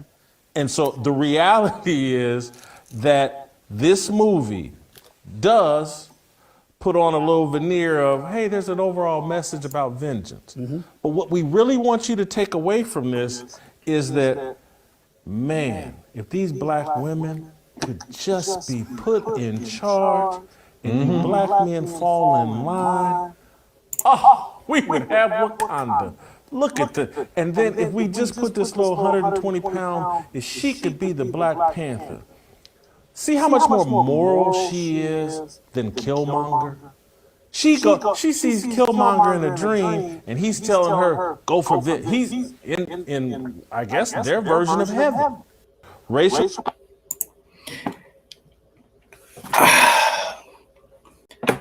I just don't think that deep about it. I'm just not that deep of a thinker on it. I don't think that deep at it. I don't know how to say it any different way. But I understand why the majority of us don't see all these.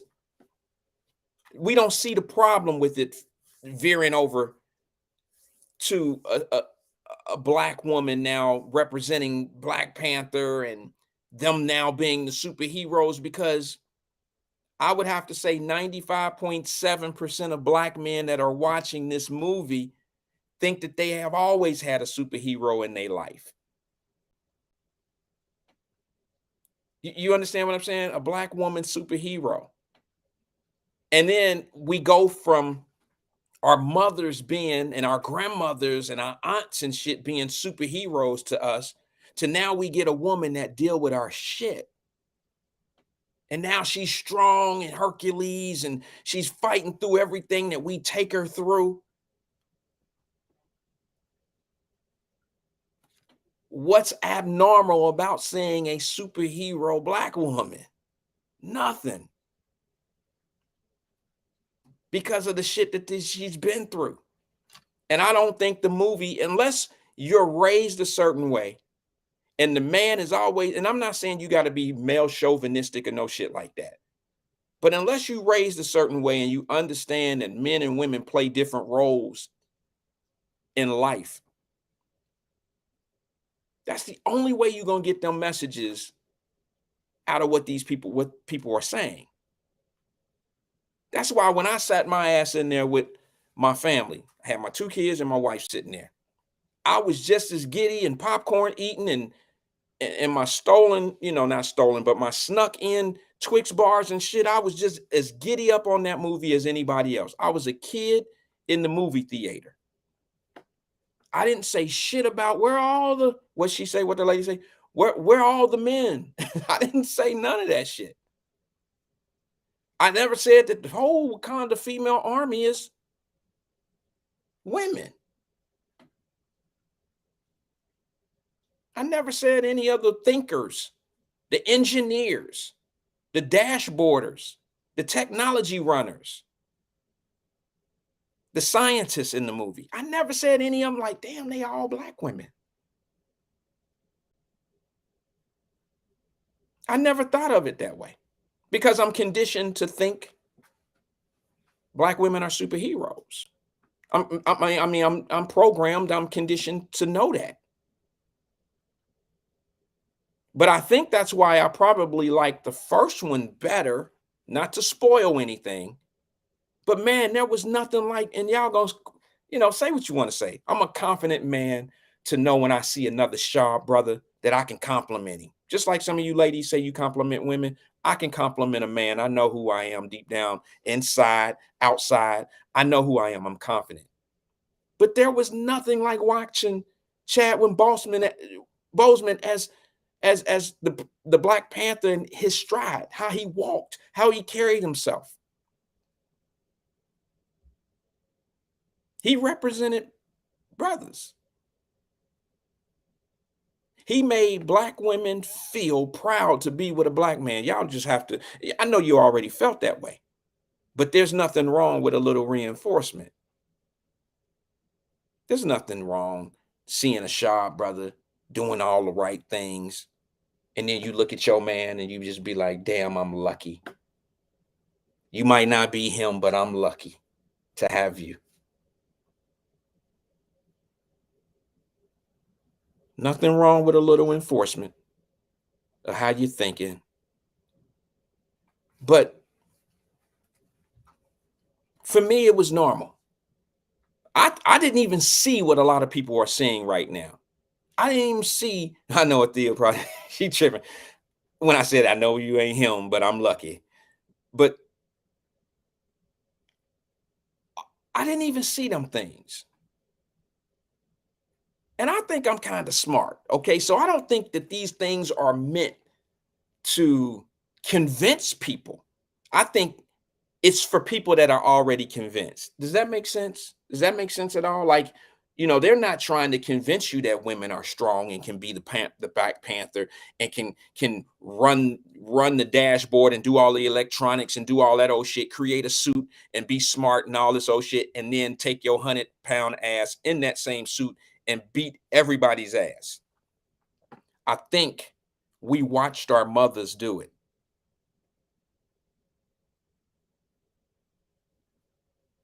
We watched our mothers do it. So what's the shock? What's shocking about that for us?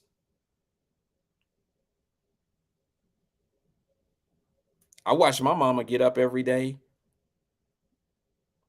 make sure I had school clothes, made sure I was clean, kept my hair cut, made sure that I understood right from wrong. I watched my mother struggle. I watched my mother do everything to provide for me. And then I watched her go to work every day. And then I watched her be a mother when she got off work, cook and clean and do all the shit that she could have done if she was just sitting at home every day. I watched a superhero. So what's abnormal for me watching a 120-pound girl out there beating somebody's ass? I've seen it. We all have. Our grandmothers and our mothers did it. You're not trying to convince me that women are strong. I don't need convincing of that. So when you go as deep to say they're normalizing the strength of a woman, I hate to say this to you guys, They're not convincing people that don't know that already.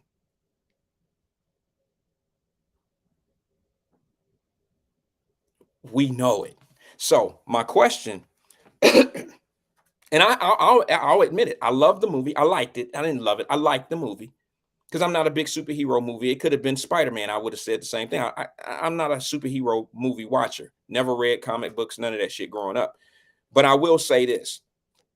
If somebody said they wish it was written different and the black man was still in, the superhero, or the next man come up is the superhero, or the Michael B. Jordan character came back or some shit and came back a good guy or was rebirth, I would have been totally fine with that. I probably would have liked that more than the way it was written. But yes, I do see a regular agenda being set to black audiences. I will honestly admit to that. There is a set agenda that is being displayed to black audiences in America.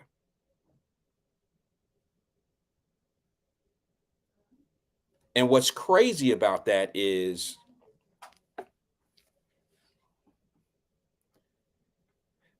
we see it every day by the lack of what we do see. And it's redundant as that may sound, it's the truth, because we don't see fathers in the household on TV. We don't see that. It's not a regular thing in movies. It's a portrayal, but to be honest with you, it's so normal. It's normalized in the real world. It's normalizing what's out here.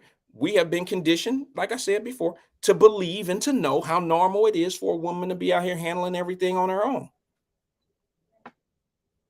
What is the rate? 74%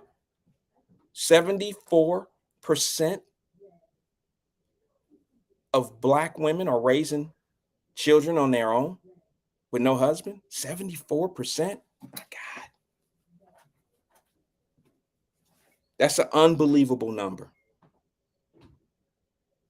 That's an unbelievable number. And when you see a number like that, you have to say, oh, well, shit, when we make this movie or when we make this music, that's just common talk.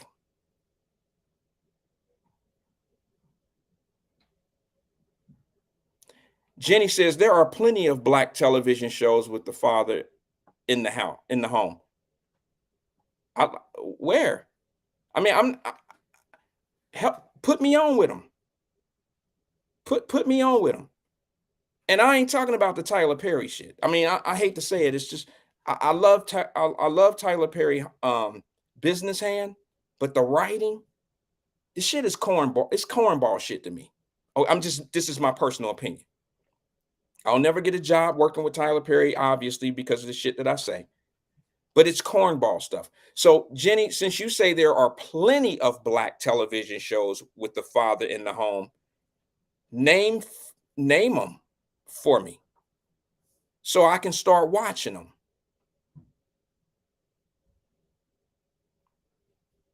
I'd love to watch them. And I'm not saying that I don't watch TV anymore because the Cosby Show don't come on, because Different World don't come on, black college kids going to a HBCU. Where do we find this information? Where do we find this content these days? Our new shows, Love and Hip Hop. Brenda Harris says, what about The Neighborhood starring Cedric the Entertainer? You really like that? Y'all like that show? Who watched that?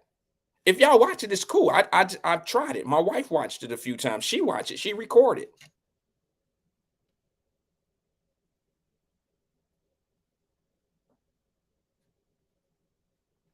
Jenny says, The Neighborhood, Bel Air, The Upshaws, The Game. The Game? With Tasha Mack, The Game?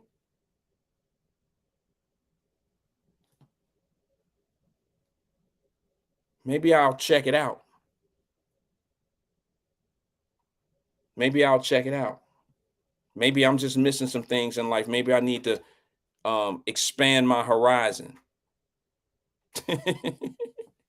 Valerie Davis, stop playing with me. She said, P Valley, Uncle Clifford. Okay. Okay.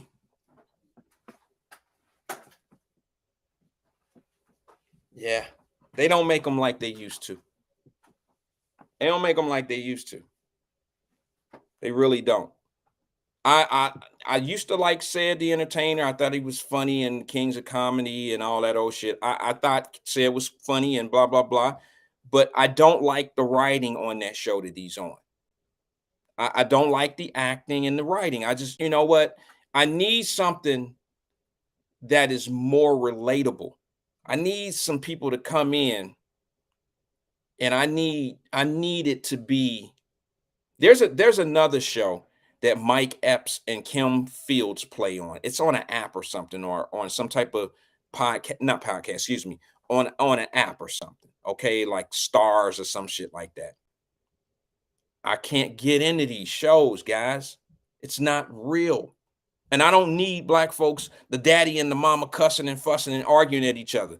There are things that just look authentic and look real, and you let actors and actresses just run with it. And then there's some things that just look staged and play written. I just can't watch that. I can't watch things that like you can just when you listening to them, it sound like they reading their lines. I can't watch that. I need authenticity to it. That's just me. It's not believable.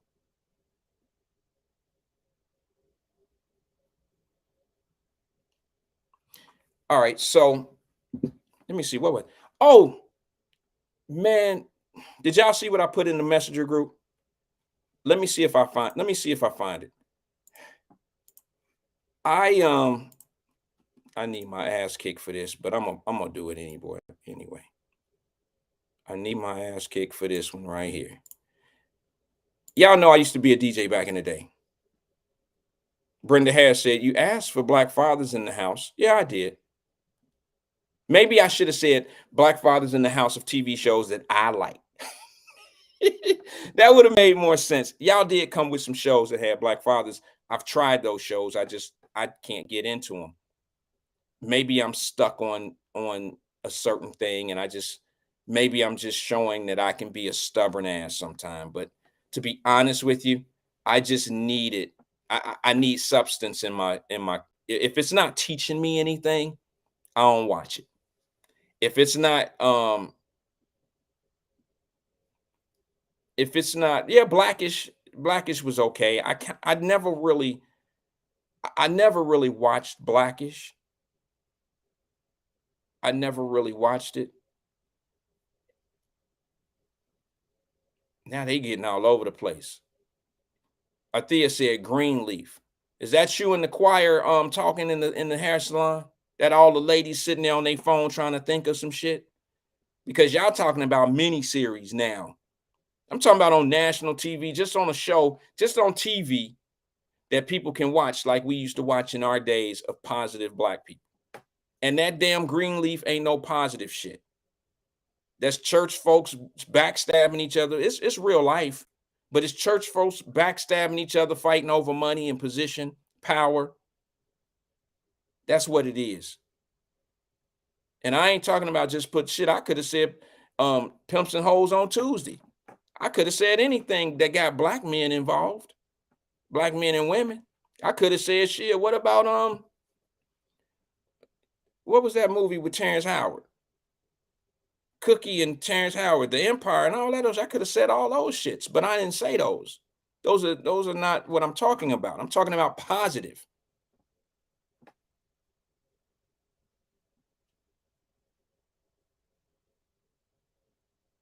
You know, I just like the family-oriented joints.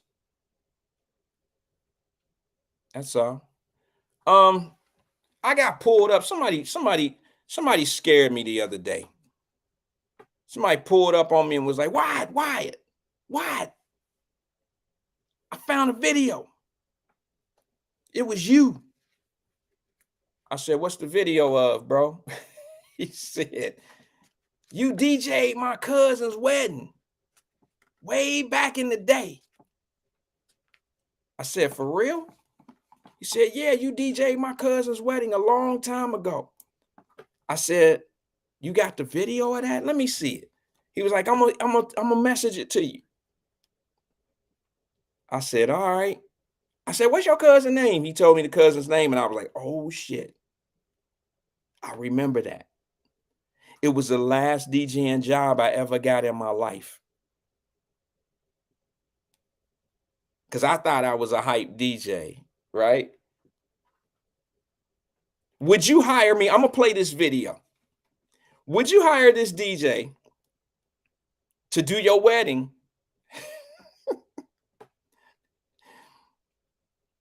if it turned out like this? This is why they don't let me play in weddings no more.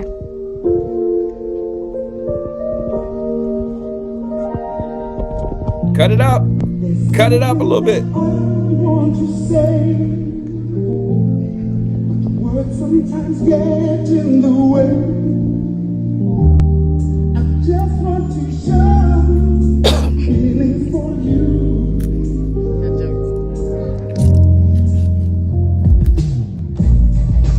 Nothing I'd rather do than every moment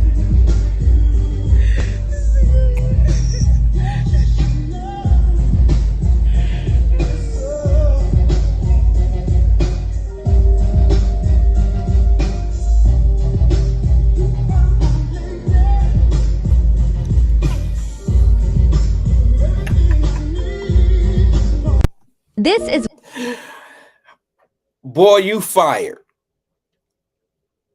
You fired. Could y'all hear that? Did y'all hear the mix that came in with his music?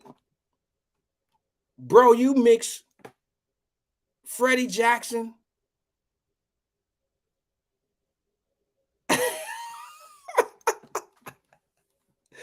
Get your ass out of here.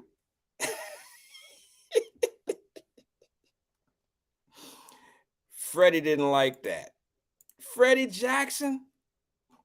Did you see the people in the crowd? And did you see his man on the side when he put the mix in? He just was like, what would you do, moms and dad, if you paid all that money for your daughter's or your son's wedding? In this case, maybe a daughter. And the music that you have to come out and walk to,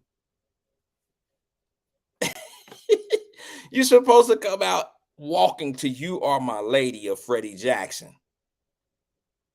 And dude mixes a hip hop song into that shit. Let's do it. Y'all want to do it again? Let me see if I can get it up again. Let me see if I can pull it up one more time. Just for those, cut your phone up or your device up so you can hear this. Cut it up so you can hear this. Give you a couple seconds. Cut it up.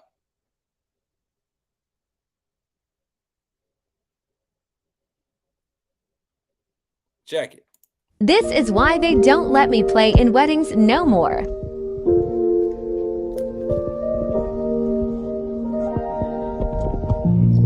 There's something that I want to say. Watch his man. Words sometimes get in the way. Come on out here, girl. Just want to show feelings for you.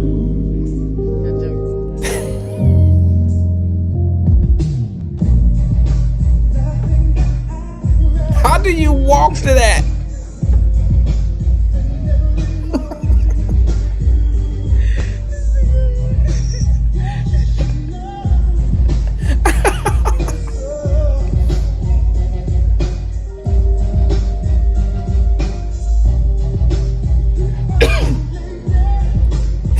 You fired. Bro, you are fired. You are so fired for that. Get your ass, unplug all your shit and get out. No, you're not doing the reception. We'll find somebody else. We're gonna hit Apple and we're just gonna let it roll. We're gonna go to the shit. We're gonna just hit a channel and let it ride. We don't need no DJ for the rest of the night. You do my daughter like that. Or you ain't getting paid. You're not getting paid. All right, so listen, what time is it? What time is it? Oh yeah, I'm over. Listen, I got a video I want to show you. This is what I want to talk about tomorrow. You know, we were talking, y'all know I'm big. Let me find the video first. Let me find the video. I am big on having discussions about blame. Who we blaming for shit. All right. I'm gonna put this in my on my Facebook page and all that. You'll be able to watch these videos. There's a brother named Charleston White. A lot of y'all probably don't like him. A lot of y'all probably think he ratchet. Probably think he's some shit. But the brother say a lot of shit that kind of make a whole lot of sense sometimes. And we just had a discussion. Davis Denise says, I love the blame game. Don't we all? We blame everybody but ourselves sometimes. And that's, y'all know that I'm just a big self-checker. So we were talking about, if y'all remember last week, I played that conversation at BDP, Boogie Down Production, KRS-One, said about the music industry. He said that black folks left $10 billion a year on the table because we don't own any of the music game. We're pretty much the slaves and the workers of the industry. And he said that black folks screwed over each other. He says, are we live? Yes. LaDonna, we're live. And it's a true story. He said that Sugar Hill Records was owned by black folks and gave everybody bad deals and got it taken and took advantage of people and ended up giving up all of the artists to people we blame today as being rulers of what we do. And then I hear people say shit like, you know, Charleston White says something that put a little dude on blast because it's easy to sit back. Like I just used it as an example. What's good, LaDonna? She said hello to everybody. I just used the example of stop using welfare as an excuse for black men not being in the house. That's what separated black men and black women. That's bullshit. That's not the reason why black men are not in the homes, because of welfare was an easier route for the sister. She had a way to go. She didn't have to be with your no good ass. So she had an alternative way of making money, as if welfare empowered her and got her out of the way of harm. That's how you explain. That's how they explain that bullshit of welfare is what separated black men from the home. That's bullshit to me.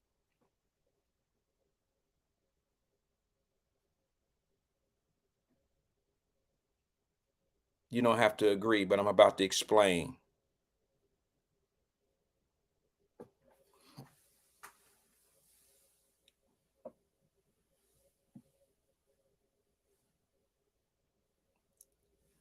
We have this thing about making it easy to make the blame go to somebody else, when in fact we got a lot to do with what's really going on. And then we got all these psychological reasons of being able to explain the psyche, the manipulation of the bullshit, of what's going on. I'm just a different cut dude.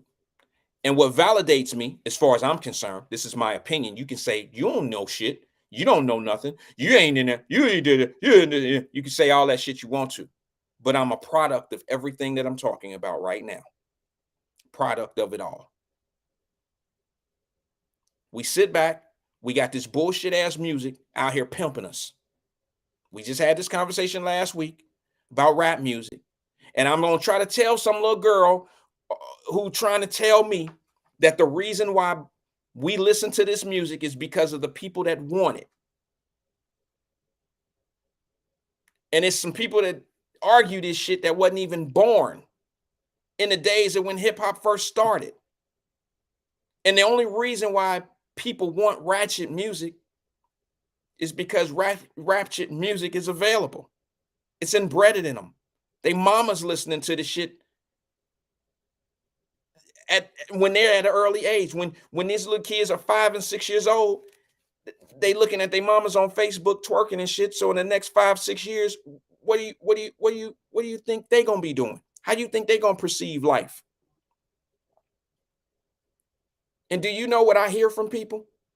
I'm gonna show you this clip right here.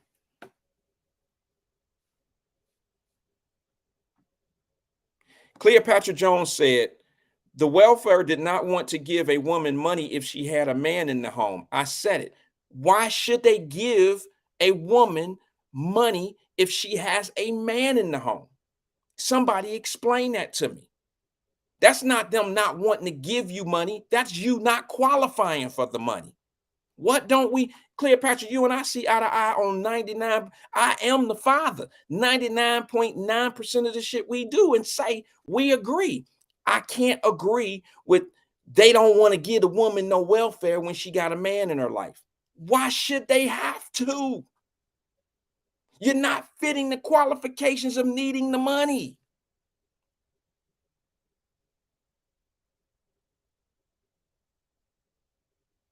Explain. Explain. This is a program set up for people who don't have anything. So you think it's fair that if you're on public, if you're in public housing and you're paying a percentage, you get up and go to work every day? Because a lot of people, trust me, a lot of people that live in public housing get up and go to work every day and pay that 30% of their income. I don't know if it's quite 30% anymore. I don't know. But that was what it was when I was doing what I was doing. So they get up every day, go to work and pay their 30%, and they may be paying $320 a month because they get up and go to work every day and they living in Winton Terrace or living in wherever. You paying $320 a month out of your pocket every month to live there, and the little girl next door to you paying minimum rent. I don't know what minimum rent is. I've been removed from the system for a while. I mean, I don't know, but it was $25 when I was associated with Metropolitan Housing. So you trying to tell me it's fair for you to pay $320 each month because you out working? This little girl has 2 kids. She's paying $25 a month. LaDonna said 25. So it's the same. And it's been that way for at least 20 years now. At least 20 years. Well, somewhere in that area. I haven't been at Metropolitan Housing in at least probably 20 years. I can do the math, but I don't feel like it.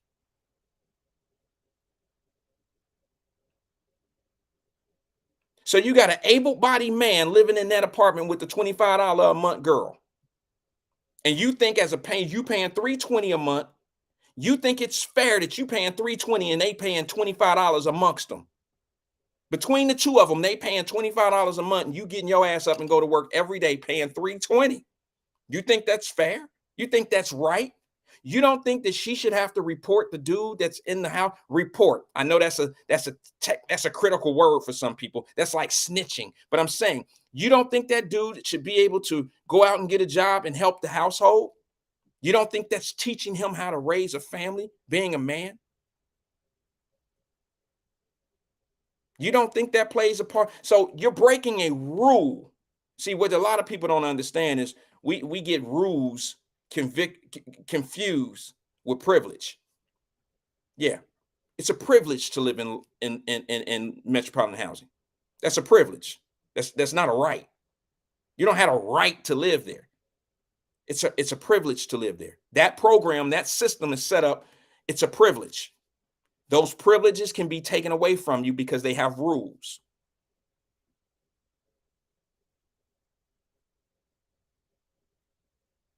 So you're trying to tell me if you get your ass up like my mama did every day and go to work 8-9 hours a day, and you paying $320, $350 a month, but the little cats across the hall, across the street, right next door to you, paying $25 a month.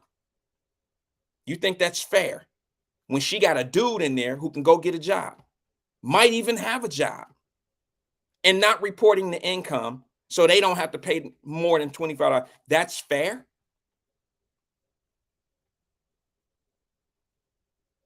And then we want to blame the system because we break a rule. And then not only do we break a rule of that system, now we blame that system and say we can't keep a man in the house and we can't have no man live in our house. There is nowhere in the paperwork they say you can't, if you sign this lease with Metropolitan Housing, you and your kids, you can't have no man living here.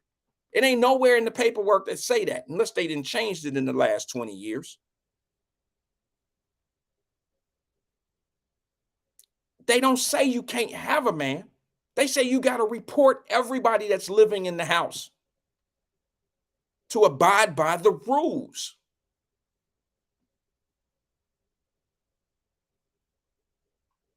So help me understand. Help me understand how that's keeping men out of a woman's life. Women, you shouldn't even want a man that'll come live in your house and don't want to help you pay the bills. He helping you. He helping you. He helping you pay the bills, but you don't feel like you need to be reporting the income that he's making. Some of them ain't helping these little girls. Some of them never had a daddy, and it's a hunger for love.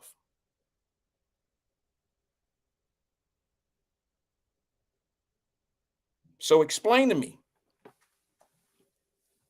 how does the system keep men out of women's lives? How did they get the blame for providing welfare? And that's how women, I mean, I know there's a lot of people that can be a lot more articulate on this subject than I am, but I try not to bring technicalities in my conversation because I don't want y'all thinking I'm some uppity ass dude. So I just keep it simple. I say it the way I would say it if I was on the block. And that is, how the fuck we gonna blame some people for a system that if we break the rule and get punished, now we blaming them. Let's get back to the rap game. Now the word is the music industry is pimping us. And it is. It's been that way since forever. But I heard this clip of Charleston White checking this little young boy who's been fed the same shit, chaos agent shit travel. This young dude was interviewing him and he was like, man, the reason why we doing this rap music the way we do it is because it's the white man's fault. He was like, what? The white man don't make us write them lyrics. Yes, he do make us write them lyrics. No, he don't make us write them lyrics. And I've been saying this. They do not make us write those lyrics. We write those lyrics because there's an audience waiting for it. There's an audience waiting for it and they want it. They want it. So I'm gonna play this clip. Might talk about it for a second. Listen.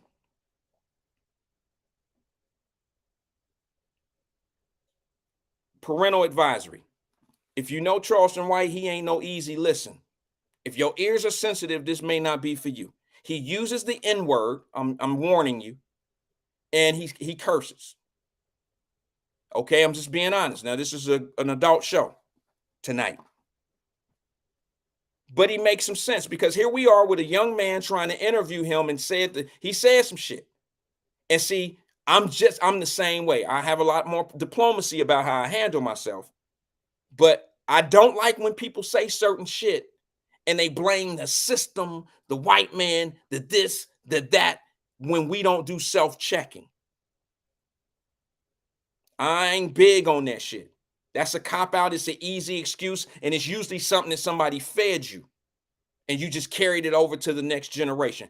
Peep this video. Tell me if there's any truth in what he says. Any truth in this. Check it. DJ, you go crazy. instances in which, you know, we obviously blame the rapper, but we ignore who's behind the rapper. And nobody. It's the white man. No, you goddamn lie. No, it's the white man. No. Listen, when you show up to my record label with your killing nigga music, I ain't behind what you wrote. The white man is for sure. You wrote them before you got here. And you just gave $1 million for it. But you wrote it. But listen, listen, brother. I'm a businessman. Right. I ain't got nothing to do with what you wrote. You wrote the lyrics talking about killing your neighbor. But you didn't tell me, no, this is what you're supposed to be writing. You said, I'm going to give you $1 million brother, but listen. So you encouraged it. No, I didn't. With the utmost dollar amount. No, I didn't. I'm a businessman and I'm about business. Because when you stop rapping this and I get a Nas X and he can rap gay, I'm going to sign him too. You showed up with these gay killer lyrics, brother. I ain't got nothing to do with what's in your mind and what you want to project. I just know your destruction makes money. You came to provide y'all destruction, and it's gonna benefit me and my family. Why would I turn you down? Do you turn down the pregnant drug addict who's trying to buy crack from you, brother? What about the girl who may look underage and selling? Do you turn her down? What about your homeboy's woman who's in a compromised state and you can fuck her and she come to you? Do you turn her down? So you want me to turn you down? And I can make trillions off your ignorance. The schools don't turn you away when your mother comes sign you up and register you. So why do you want me to turn you away? You want to be famous. You want to be a rapper. And the only way you can do this if you come to me. You're not bringing me nothing positive that I can promote to Disney. I can make you richer than you can ever be if you wrote me some Disney lyrics. Hey, if you just want to be like Nick Cannon, I can make you a star forever. But you want to be a star just for a small time, so you write gangster lyrics because you don't want to live long. You don't want to be like Nick Cannon. So you're not a Nick Cannon kind of guy. So you show up this gangster, you and all your gangster buddies from your hood, and you're blaming me because your mind wrote these lyrics. All of that hate that you're professing, I didn't whisper that in your ear. I didn't pick your mother and your father when they made it, and your dad left your mom, to go f the chick. I didn't have nothing to do with that guy. Why are you blaming me as a white man? I never molested you. I didn't kick in your door and rob you and tie you up. I didn't kill your father. Why are you blaming me, the white man? I got a record label, brother. We just want to sell records to your people. And if we don't have these records to sell to your people, how will your people make music?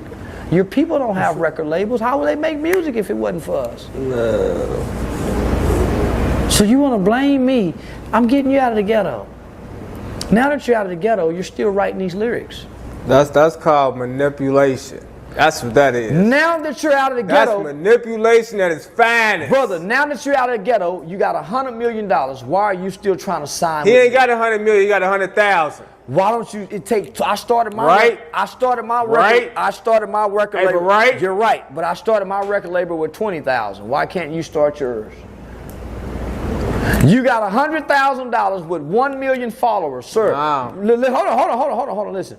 Why can't you start your record label with yours when they started Black Wall Street with less than $100,000? And you have more resources now. It ain't that easy, right? It is that easy. See, that's the go-to card. It ain't that easy. See how the young man has already been told and he's been taught that it's the white man's fault that we put all that music out there like that? Self-destructing music.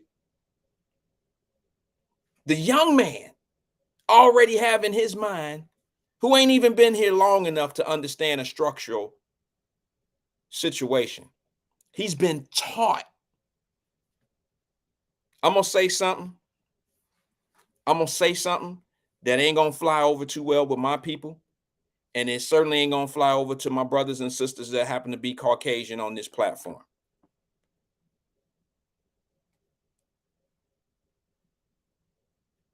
Y'all give white people way too much power and way too much credit.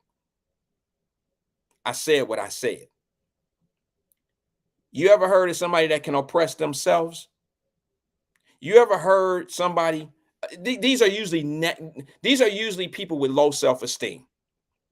You ever heard, I don't like low self-esteem people. Like I appreciate what they do, where they go, how they feel.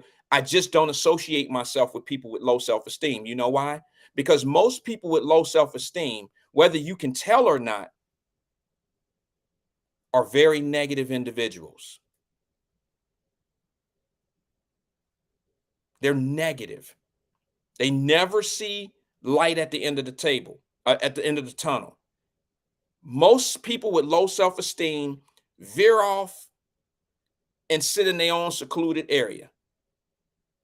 And then when you force them to say something, you usually don't like what they say because they're not part of that. They don't have the confidence that it takes to move on.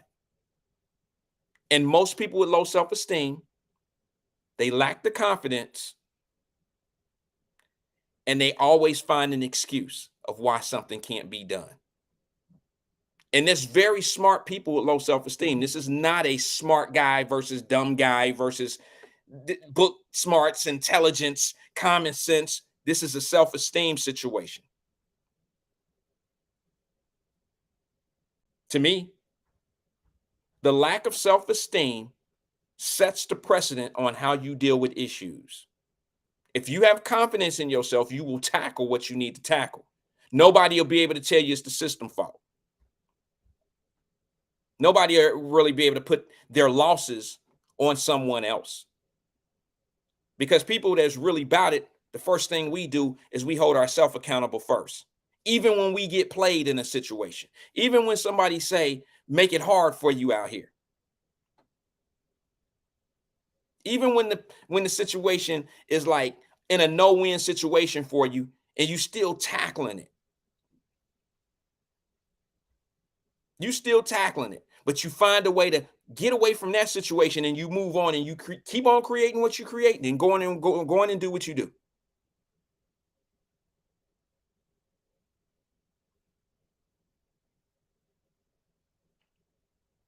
I don't mean that Black folks and all that. I hate talking about shit like this.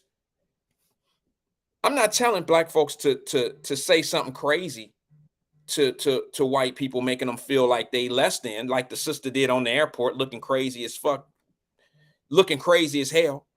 She up there talking queen and all this old shit on an airplane, and she, watered down the whole point she was trying to make. I don't know if y'all ever seen that clip, but it was a sister who went off on the whole airplane, and she went off on everybody, looking crazy. But all I'm saying to you is this. Nobody's forcing rappers to write this music. Nobody forcing them to do it. They doing it because it sells.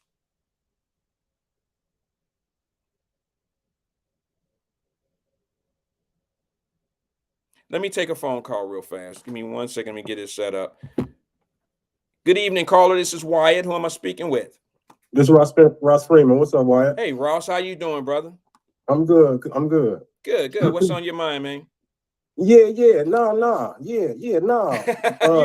like him. your boy. I mess with Charleston White. Charleston. Yeah, he telling the truth.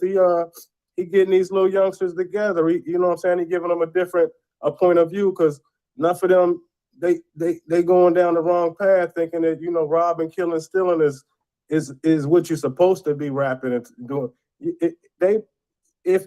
right. If you tell if you got some boy out here doing wrong and you paying him to do wrong, it ain't your fault because you paying him to do wrong. It's your choice to do right. We got to do good. We can't blame the record company for promoting the bullshit we bringing to them. Exactly. And I rate Charleston White. He said he gonna get a what he say, a snitching army, or well listen, did you hear that one, brother, when he said, oh, you want to stop all this shit going on in the hood? Oh, all you got to do is get you some snitches, and they'll cut all this shit out. That's all you got to do. Yeah.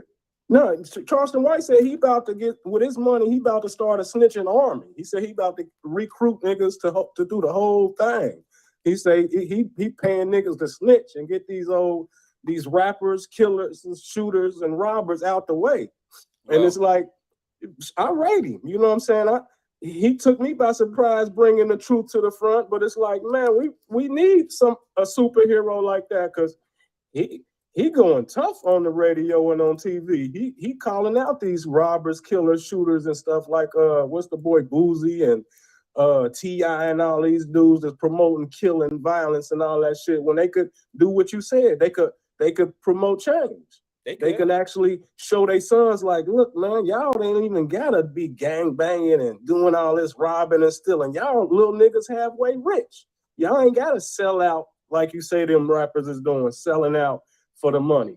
You ain't gotta sell out for the money. You supposed to have manners that I've supposedly had, instead of like in the old days, like you say, what's his name, like Willie D and Scarface, them, you know, the groups we grew up on. Them man had manners. Them dudes was making a rap or a song.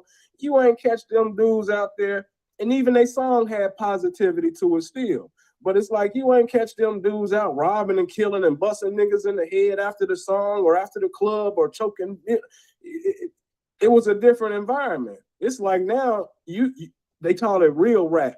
I call it real dummy rap or video rap. You got to be shooting people to put it on the song, or you got to be doing dope and put it on the video or the song, or you got to be, you know, slapping a woman or something to be famous. Or talking about drugs, like popping pills and mollies and drinking lean and all exactly. that. And ain't nobody forcing these artists to do that. You're not an artist. You a flunky, a dummy, a do boy, or a bad example. Yeah. I mean, they you know what I call them? This might be a little, you know, out of line for some people that follow the Bible and all that old shit, but I call them disciples of the rappers today are disciples of the ignorance and the nonsense that's going out there, bro. All they doing is preaching the one devil's word. And I know that sounds old fashioned coming from a dude like me, but I'm just telling you, bro. I'm listening to songs, and it's you got pole music, you got stripper music, you got hustle music, you got all this shit going on in our. I just don't see that going on in any other culture. I don't see self-destruction being, you know, in other music. I don't see that, and I don't see it. What you think, Ross? Like we grew up, it was a time and a place for certain stuff. True, you know what I'm saying? Maybe you had to go to the South to, you know, hear some bouncer club or strip music, and maybe had you go out west or East Coast to hear some, you know, Too Short or some E40. But it's like now, it's all super dummy music, and it's like it's like one dummy meet another dummy, and then they promote the damn dummy music for real. They promote the dummy lifestyle.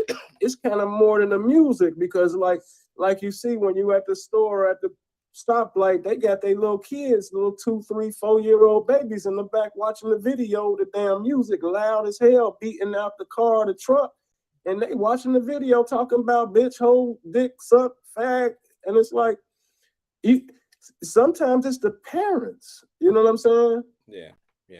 Well, I can tell you a problem that I have right now, man, and that is, I went to my daughter's football games this year. Okay, she don't play; she's, you know, cheering, and I got a nephew that play in the whole nine, and I'm in the stands, and I like to sit in a certain area, so they know where I'm at. So I sit in the same place every game, right? Mm-hmm. But it just so happens to be close to the student section a little bit. Okay, I get a little out of my body a little bit, man, because I get a chance to hear and watch and see some of these younger generations, and these are high school kids, and they're coming to the game, and they're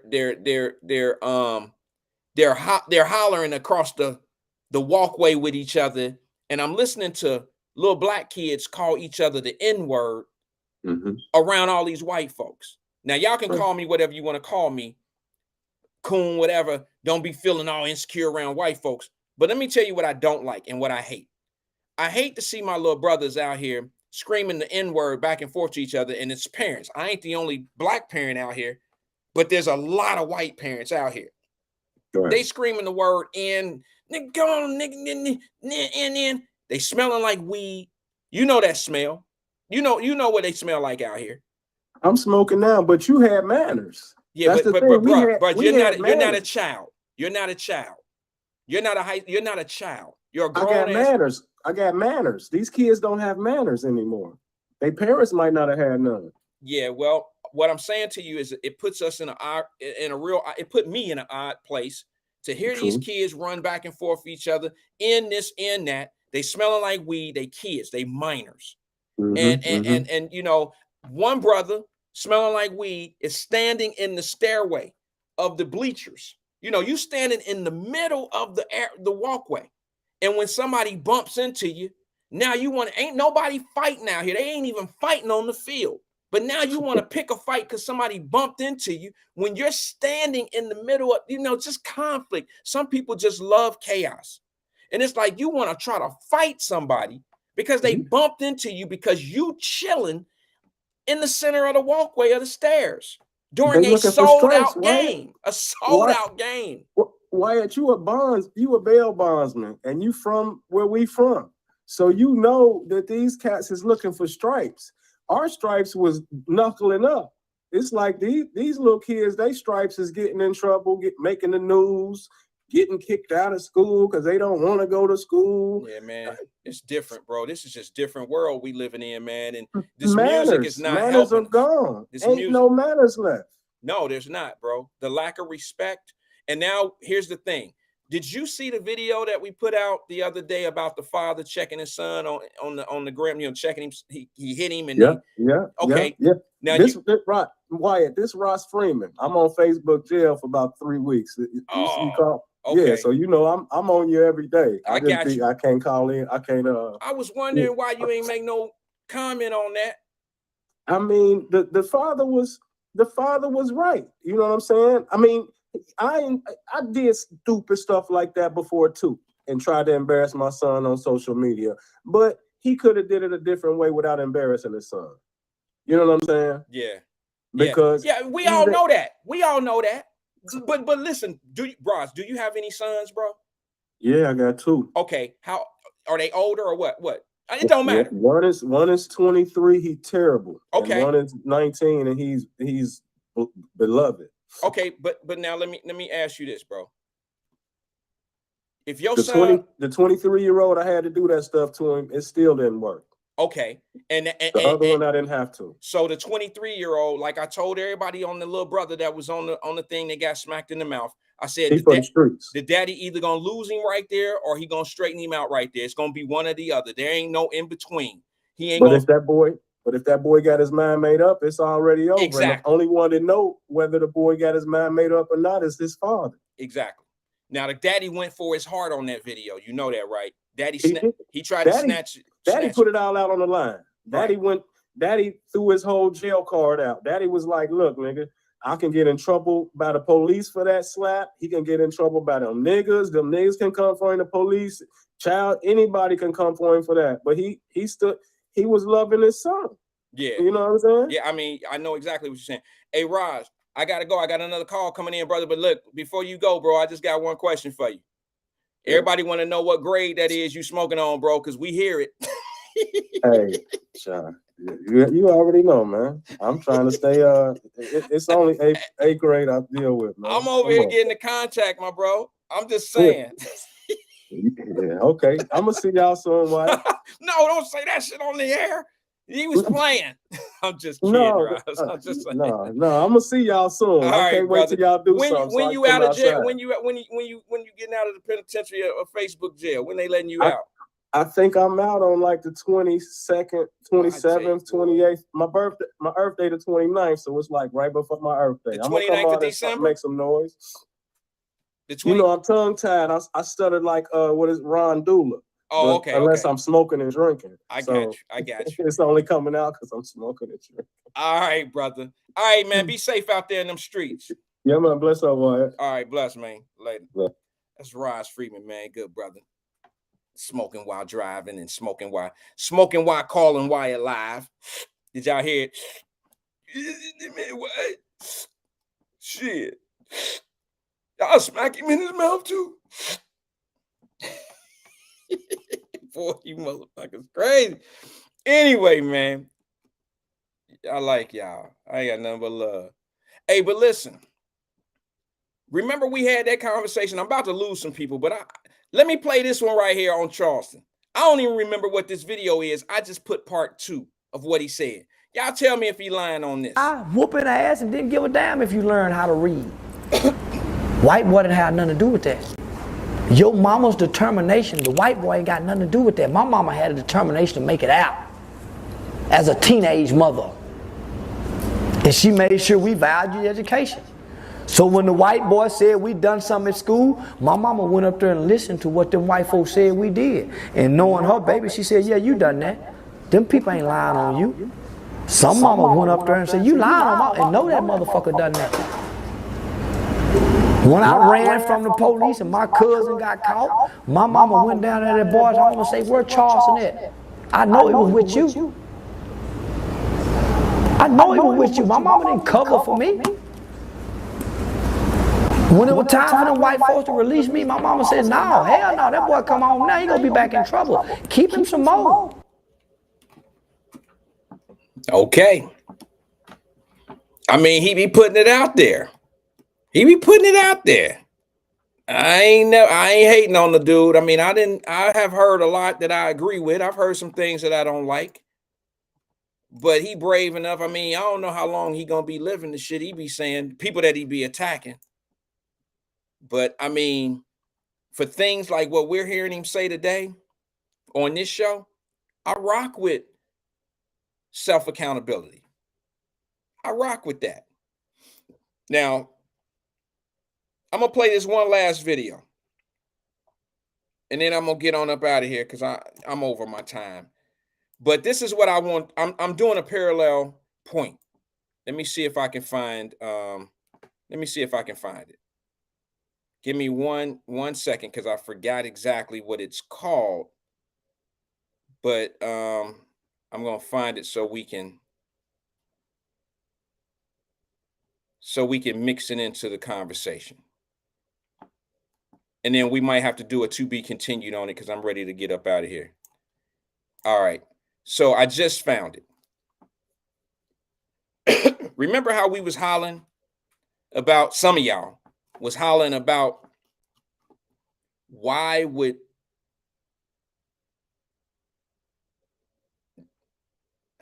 she said, dude, fraudulent. Athea, who you say fraudulent?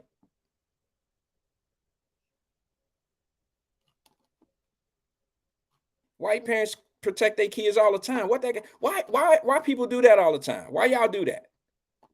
Why is it okay for us to single out ourselves and our actions when it's convenient?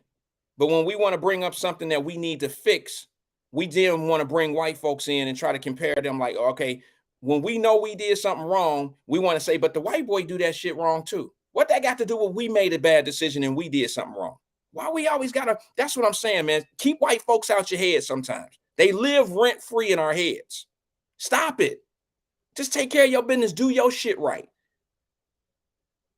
If I hit somebody with a rock and a white boy hit somebody with a rock, my argument shouldn't be, don't give me as much time. Don't be giving me 3 years longer. The white boy did it too. You gave him 2 years. You gave me 3 years. Let's have a conversation of why I hit you with a rock. Let's have a conversation that I should have known better than to hit somebody with a rock. Fuck all that excuse and backdoor. Now let's divert from what the real issue is. I don't want to have them conversations. If we keep our kids from hitting people with rocks, we don't have to compare sentencing. We keep our kids out of these court systems, we don't have to compare sentencings. The problem can be fixed before we get to the place where we find it to be the most problematic. God, I just don't understand this shit, man. I don't get it. But now let me say this real fast.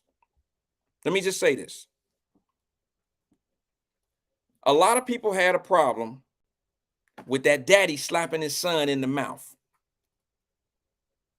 Some had a problem with that. Some had a problem with him going on social media and doing his business out there like that. I said I didn't have no problem with it on social media because the son used social media to display his ignorance and his dumb shit. That made his daddy look bad. It made his mama look bad. And anybody else in their household who's raising his punk ass, it made them all look bad. So now, when I made my point about social media, everybody was like, but he didn't have to do it on social media. He didn't have to do his son like that on social media. Now, you just heard me explain, well, if you're going to be an ass, if you're going to show your ass on social media, you're going to get dealt with on social media, just like your mamas and daddies did back in the day. But we live in a digital world. So now let's put a scale. Let's put a scale up. Athea said his daddy made himself look bad. Okay, maybe so. He looked like a loving father to me. He can be a bad dad to y'all, but like he said, I love mine. So what if y'all don't love y'all dusty ass kids? That's what he said at the end. I didn't see a father that liked doing that. He didn't look like he loved humiliating his son. He looked like he was doing what he had to do to save his son and maybe save your son from being dealt with by his son. That all being said, I told y'all we live in a digital world. We live in a world where everything is displayed on internet and Facebook and IG and all that old shit. And if let's go on a scale. If we had to compare kids putting shit on the internet that they ain't got no business doing, or displaying in-house shit that shouldn't be out to the world, if we had them on this scale, and then we had parents on this scale, and they were doing, who do you think will outweigh who when it comes down to people showing shit they ain't got no business showing? The internals of your home. Who would say that the kids are kicking our ass with showing shit on the internet that ain't got no business out in the world versus parents? Versus parents.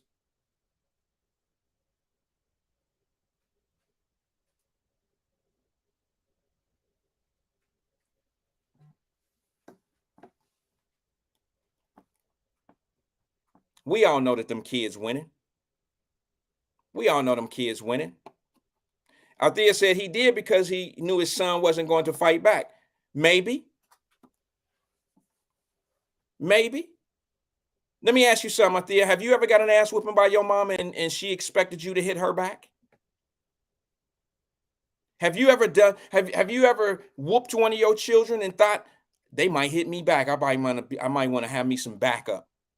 No, you ain't never had that anticipation that your daughter or your son gonna hit you back in your face or punch you back.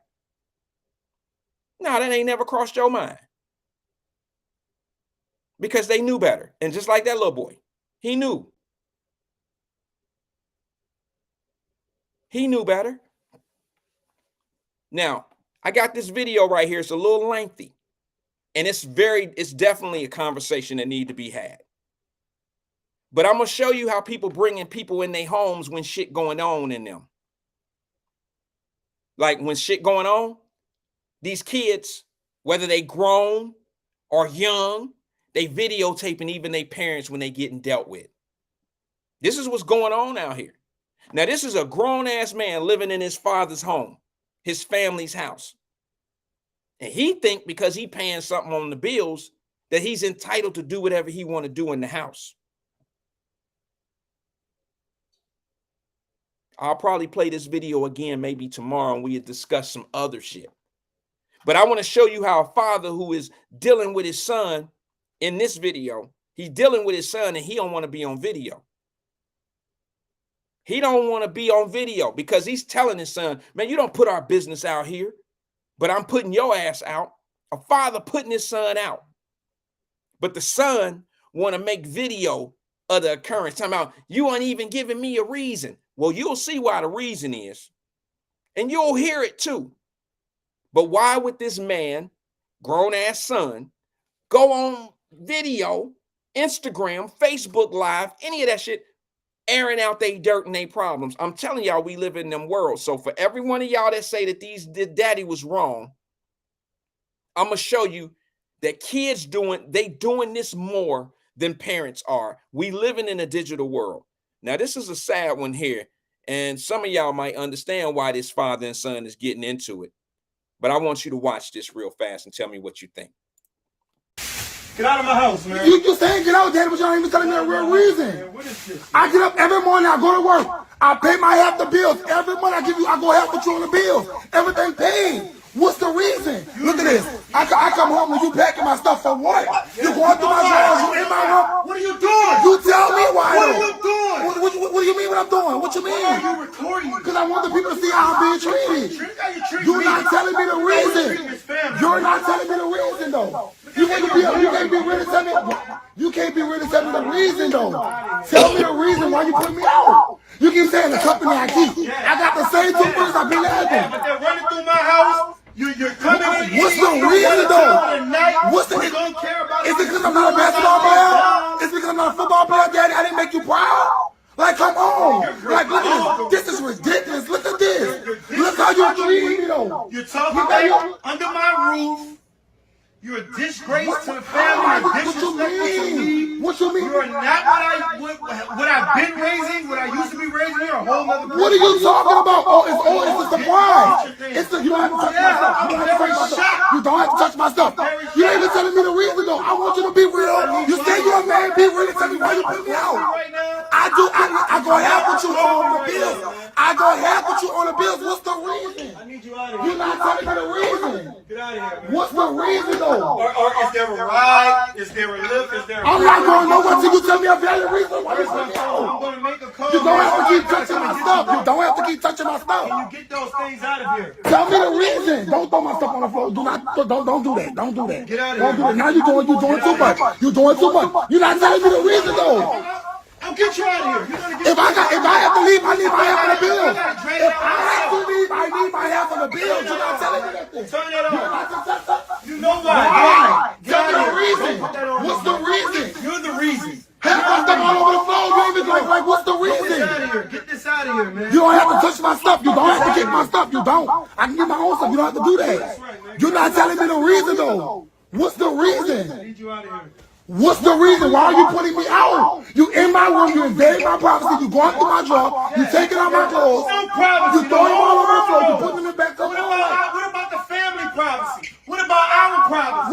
Why you keep bringing the family up? This is between me and you. I just want you to know, I just want you to address the issue. What's really the issue? I never disrespect you. I never disrespect you. You're disrespecting me now. You're putting people in our business. You're recording me.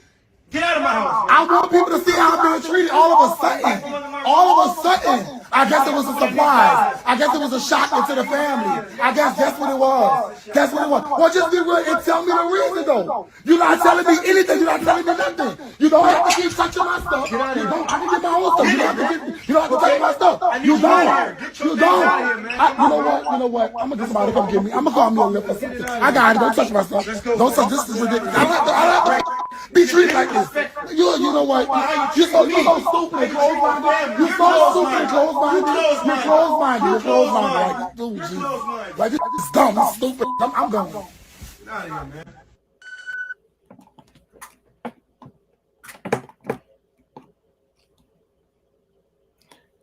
He won't give him a reason. I could have gave you 10 reasons to get the hell up out of my house. And I'm using this for a whole lot of different reasons. Because this is the digital world. This is what I've been telling y'all, that there are a lot of people that live in their mamas and their daddy's houses that videotape shit, the occurrences, the things that's going on in their life. This daddy didn't appreciate it. I heard somebody say in there, or I read someone said it's fake. That's why the daddy's face is blurred out. They may not have done that. They may have done that on purpose so the video could be seen. Because there's some liabilities if somebody go on social media and something happens, like the dad could probably file some lawsuits. There's a lot of lawsuits going on right now through Facebook, IG, Twitter. You would be shocked if you seen the legal. There's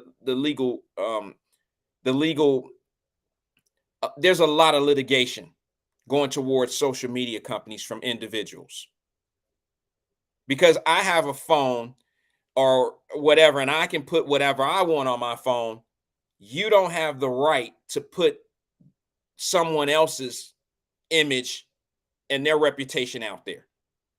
If I do that to you, I then can put it on a platform, and then that platform can then be sued by that individual with malice. So you got to understand, some of these social media companies are doing things where they know it's going to get views, it's going to get hits and blah, blah, blah, but protecting themselves they'll blur out certain things if they don't have permission from somebody, or if they see in the video that somebody don't want to be in the video and they made it clear that I don't want to be in this video. If that hits social media and it makes all this noise out there, what they call it, go viral, that media company stands a chance of being sued by the individual that made it very clear they don't want to be videotaped. The reason why I showed that video is because there's a lot of people. There's a lot of people that bring these video phones and shit like that in their households. It didn't look fake to me either. It looked 100. I put the shit out there. It looked 100. And the son obviously is wanting the dad to say, I don't want your punk ass living in my house because you look like you a girl. That's what the son is looking for the daddy to say. The son is wanting the daddy to say something disgusting, to say something nasty to him. But the daddy was like, no, you just disrespectful. You come in the house when you want to, you hanging with all these crazy people. And here's the son's excuse. I pay half my bills. I pay half the bill. Well, guess what, son? That ain't enough. It ain't about the money. It's about you being disrespectful. You live in a certain lifestyle under my roof. Take that shit somewhere else. If it was about the money, he would probably have a problem with half of the money or whatever you paying on the bills. He's dismissing that. He's saying, I don't need that shit. Get out. And this guy, the son, is so caught up in wanting, he got selective hearing and he didn't hear what he wanted to hear.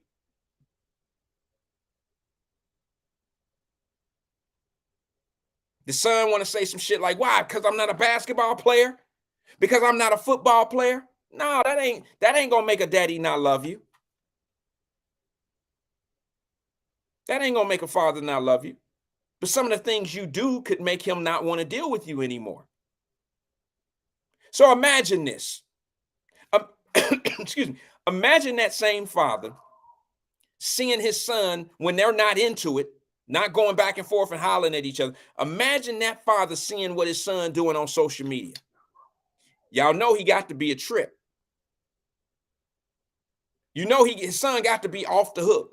Because if you're willing to put me on Facebook or social media while we screaming and hollering and you getting put out the house, imagine the wild shit he must do when he in a good mood and want to floss and show how tender he is and all that old goofy shit. He said, the father said, the son bringing people in the house all times of night. No. And then I heard him. Somebody said something about, yeah, the daddy said you're a disgrace to the family. Certain lifestyle behavior can be a disgrace to a certain family. We don't know. I didn't hear the daddy say one cuss word. I didn't hear the father say one cuss word. They could be Christian. They could be Bible-toting Christians. A Bible-toting Christian would make that same comment. You're a disgrace to this family. Are those lies? The daddy said it's time to go. I had enough. You a disgrace. And the son is really trying to really hurt him by doing the most. By wanting his daddy to say what he wanted to hear. Because if you ask the daddy, what did I do? Why are you putting me out? He told him 5 times. It's just what you didn't want to hear.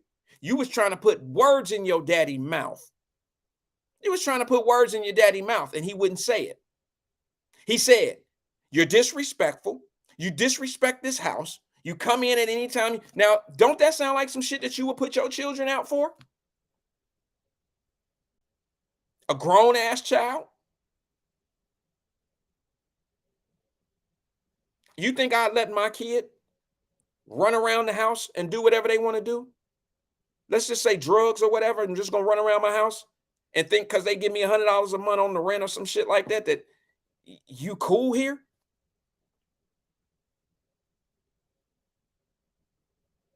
How many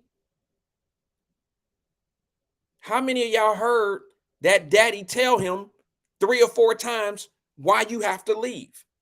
And the son wanted it on record for the daddy to say, you need to leave because you dressed like a girl, you got eyelashes, you got makeup on, you got fucking lipstick, you look like a glow stick.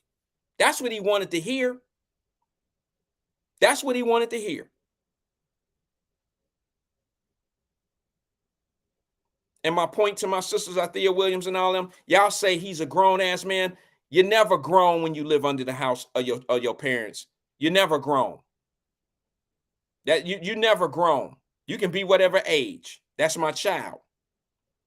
That gives him even more reason to, he should respect his mom, his daddy and his mama more than the 15 or the 16-year-old. He should have more respect than that, right? Since he's grown. But let's be honest. The point of the whole, me bringing this up is social media, digital world. We live in a digital world. Who the hell would want their daddy on video putting them out? Don't sit here and tell me that he was making that video so the police, when they show up, I want to show y'all why my daddy put his hands on me. All that old shit. That wasn't for that. That was for the gram. That was for him to be able to go to his friends that he ripping and running with and say, my daddy on some bullshit. That's why he was showing it to the world. He gonna say, this ain't nobody. Did y'all hear the son say this shit? He said, this ain't nothing but me and you. The daddy turned around and was like, no, you telling the world. You telling the world. This ain't no me and you.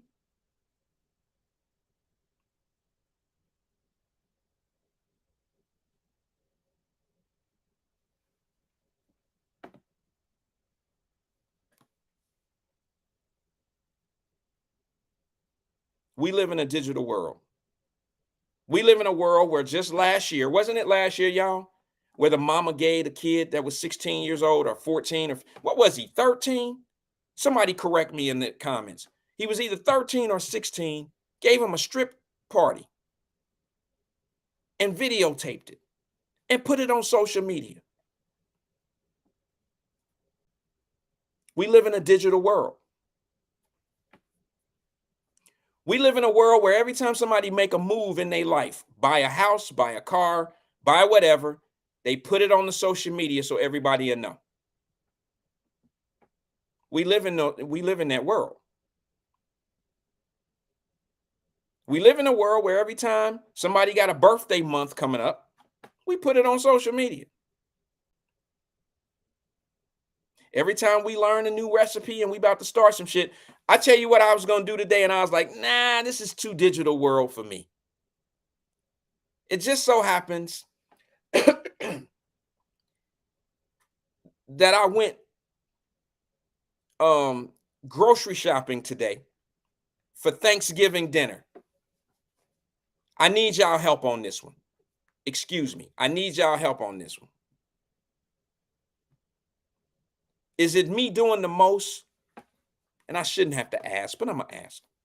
Because I wanted to say, as much money as I just spent on this Thanksgiving dinner, this shit is like this shit is crazy how much this shit costs.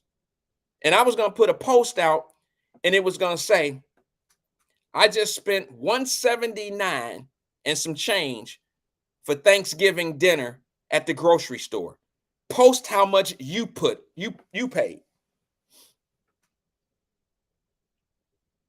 Is that out of pocket?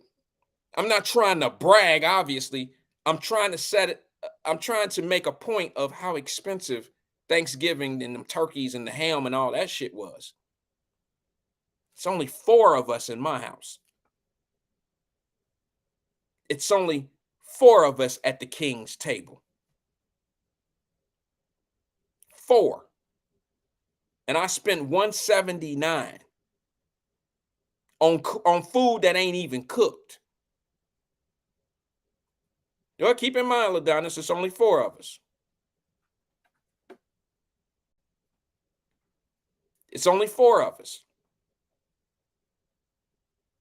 So we don't have to buy the largest turkey. We don't, I didn't get much for $179.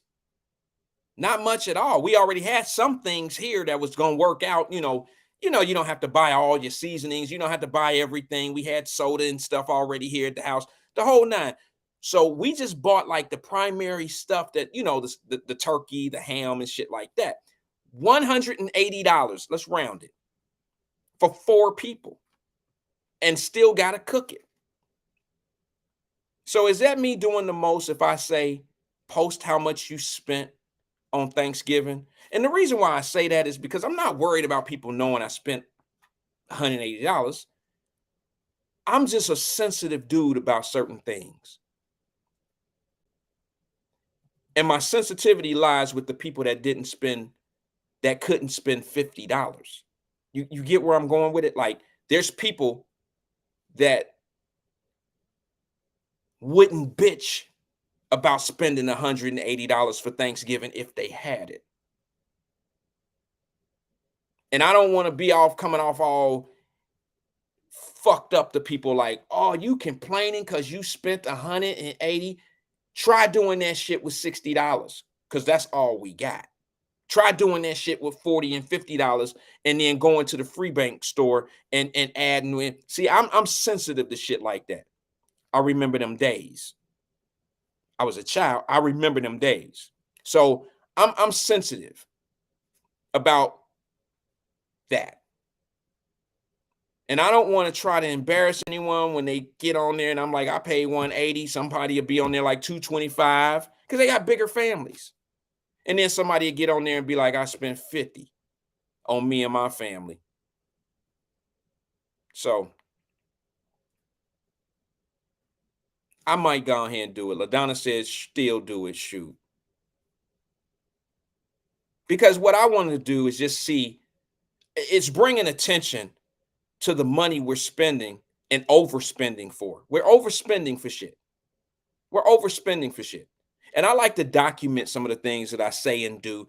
And that post will be with me, because in the next year or two, I want to know where we are economically. I want to know. I want to be able to go back to the archive and say, hey, I spent $180 on that Thanksgiving that year. You know how on your Facebook pages, it always has some 3 years ago in your memories. 3 years ago, you posted this. And maybe 3 years from now, that $180 that I spent today will look ridiculous, because it should have been $125 based on the change of the economy. Or if the economy continues to do what it's doing right now, that $180 3 years from now is probably going to be $216. That's all I'm saying. That's all I'm saying on that. Get ready. If you haven't gone, let me just give you a PSA. If you haven't gone to the grocery store yet to get your Thanksgiving shit, don't go in there light. Make sure when you go to the checkout, make sure you got the right money on your debit card. Make sure you either got the debit card fully loaded or you got cash on hand.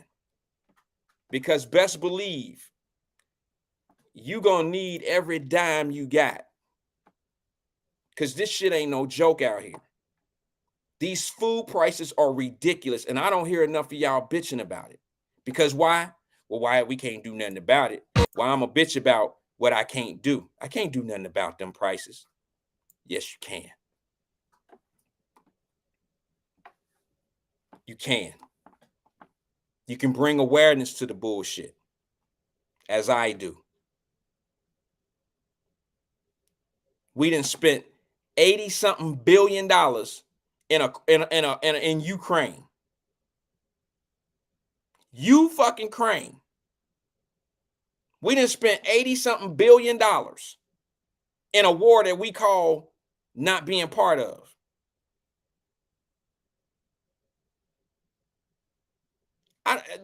See, once again, something put right in your face, and we're not even big enough to challenge it. We really don't give a fuck. Like, we really act like this magician. We just seen you do the trick. The card is in your hand. I see the card. You doing this trick in my face, and I'm watching. I see the hidden card. Try a new trick. Well, why should a magician, why should a magic man do a new trick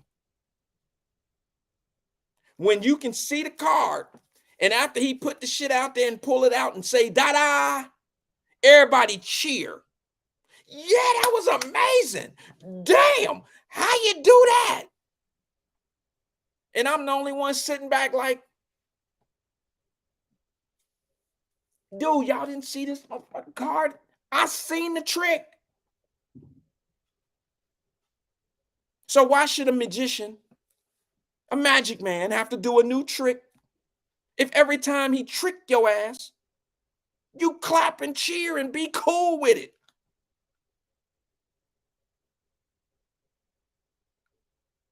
Why? So now, we done gave Ukraine $80 billion. Now we about to give a few billion in reparations to third world countries because of green energy. And I'm sitting back paying $65 for a damn turkey.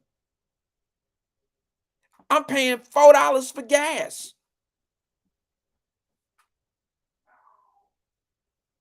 And we sitting back watching the magic man do all this shit, and ain't nobody asking him to do a new trick. Nobody even challenging. We'll talk about that, and y'all know who I'm talking about. They'll talk about Herschel Walker dumbass all day. Deflect on what's really going on in this world by talking about somebody that's not articulate. Y'all talk about Trump all day. These are people that are not affecting your day to day.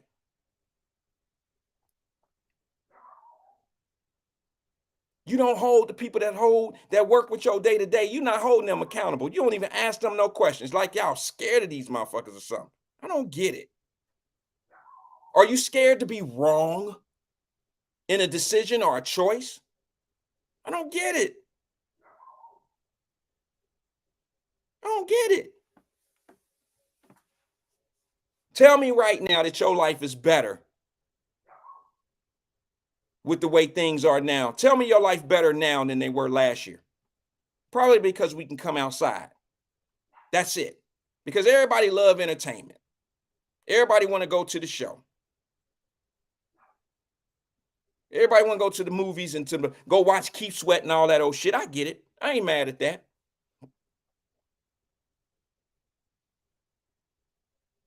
But now I ask you, how much more money you making? How much more money you able to save? When was the last time motherfucking Thanksgiving cost this much? You ever ask yourself why? Oh, that's right. Putin. It's always somebody else's fault. See, I pay attention to people that divert me to other people. I pay attention to people that blame people. I pay more attention to people that don't take on responsibility. I pay attention to those folks. Those are the magicians. You don't see this card. Them your mind, that's your eyes playing your tricks on you. I pay attention to that.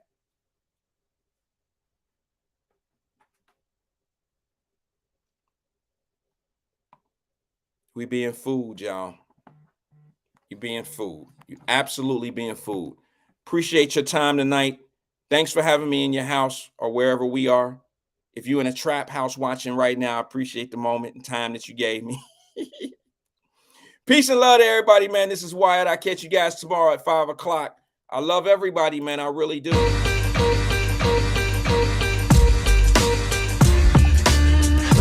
Yeah, you don't want this problem. Yeah, it's whatever you want. You see that Benz ride slow, that's me on the hunt. I'm a jerk, might creep with your girl in the front. Just so you know, this ain't the problem you want. Yeah, boy, don't even front. Real recognize real, so I know you a chump. You can tell them boys you roll with whatever you want, but you know, and I know, this ain't the problem you want. When I step stepped in the game, all I had was my name. When I leave, I'll be good long as I got the same. No, I can't take it with me, so I'm burning this change. You don't wanna go to war, boy, stay in your lane. I'm the real thing, me and my dudes still bang. Damn, since day one, and yes, we still hang. I don't be all online, don't at me, boy. Got a couple new whips, and I call them my toys. I'm a grown man, dealing with foolish behavior. I'm trying to savor all the fruits of my labor. I grind heavy, and you clowns is not ready. When it rains, it pours, feel like we broke the levee. We're nothing alike. I want a night, you tryna make her your wife. I buy whatever and don't look at the price. We don't date the same women, don't wear the same shoes. You're not on my level, don't get it confused, boy. Yeah, it's whatever you want. You see that Benz ride slow, that's me on the hunt. I'm a jerk, might creep with your girl in the front. Just so you know, this ain't the problem you want. Yeah, boy, don't even front. Real recognize real, so I know you a chump. You can tell them boys you roll with whatever you want, but you know, and I know, this ain't the problem you want. And so it begins, all these haters wanna be friends. Everybody cut the vapors, now they seeing me win. Seeing me grin, watching me shine. Trips to Milan, chilling in the cat with a couple of dimes. I'm young, flying flashy, still in my prime. Stop tripping, it's simply my time. I'm here by divine intervention. Did I mention, these are not goons, they're my henchmen. Ladies love me, I'm creep squad, don't judge me. I wink at your chick, you in the corner trying to mug me. I get it, you spending money and you all committed. I come through in that navy blue Yankee fitted. And all the girls get to whisper in, he can get it. Relax dog, that ain't even what I'm on. I'm sipping with my hitters, chilling in my zone. Think twice before you start some funk. This ain't the problem you want. Nah, this ain't the problem you want. Yeah, it's whatever you want. You see that Benz ride slow, that's me on the hunt. I'm a jerk, might creep with your girl in the front. Just so you know, this ain't the problem you want. Yeah, boy, don't even front. Real recognize real, so I know you a chump. You can tell them boys you roll with whatever you want, but you know, and I know, this ain't the problem you want. Yeah, this ain't the problem you want, boy. I mean, you might want to think twice before you come this way, player. So me and my dudes is ready. I mean, we ready for war anytime. We could do this for your turf and my turf. I mean, yeah, it's whatever you want. You see that Benz ride slow, that's me on the hunt. I'm a jerk, might creep with your girl in the front. Just so you know, this ain't the problem you want.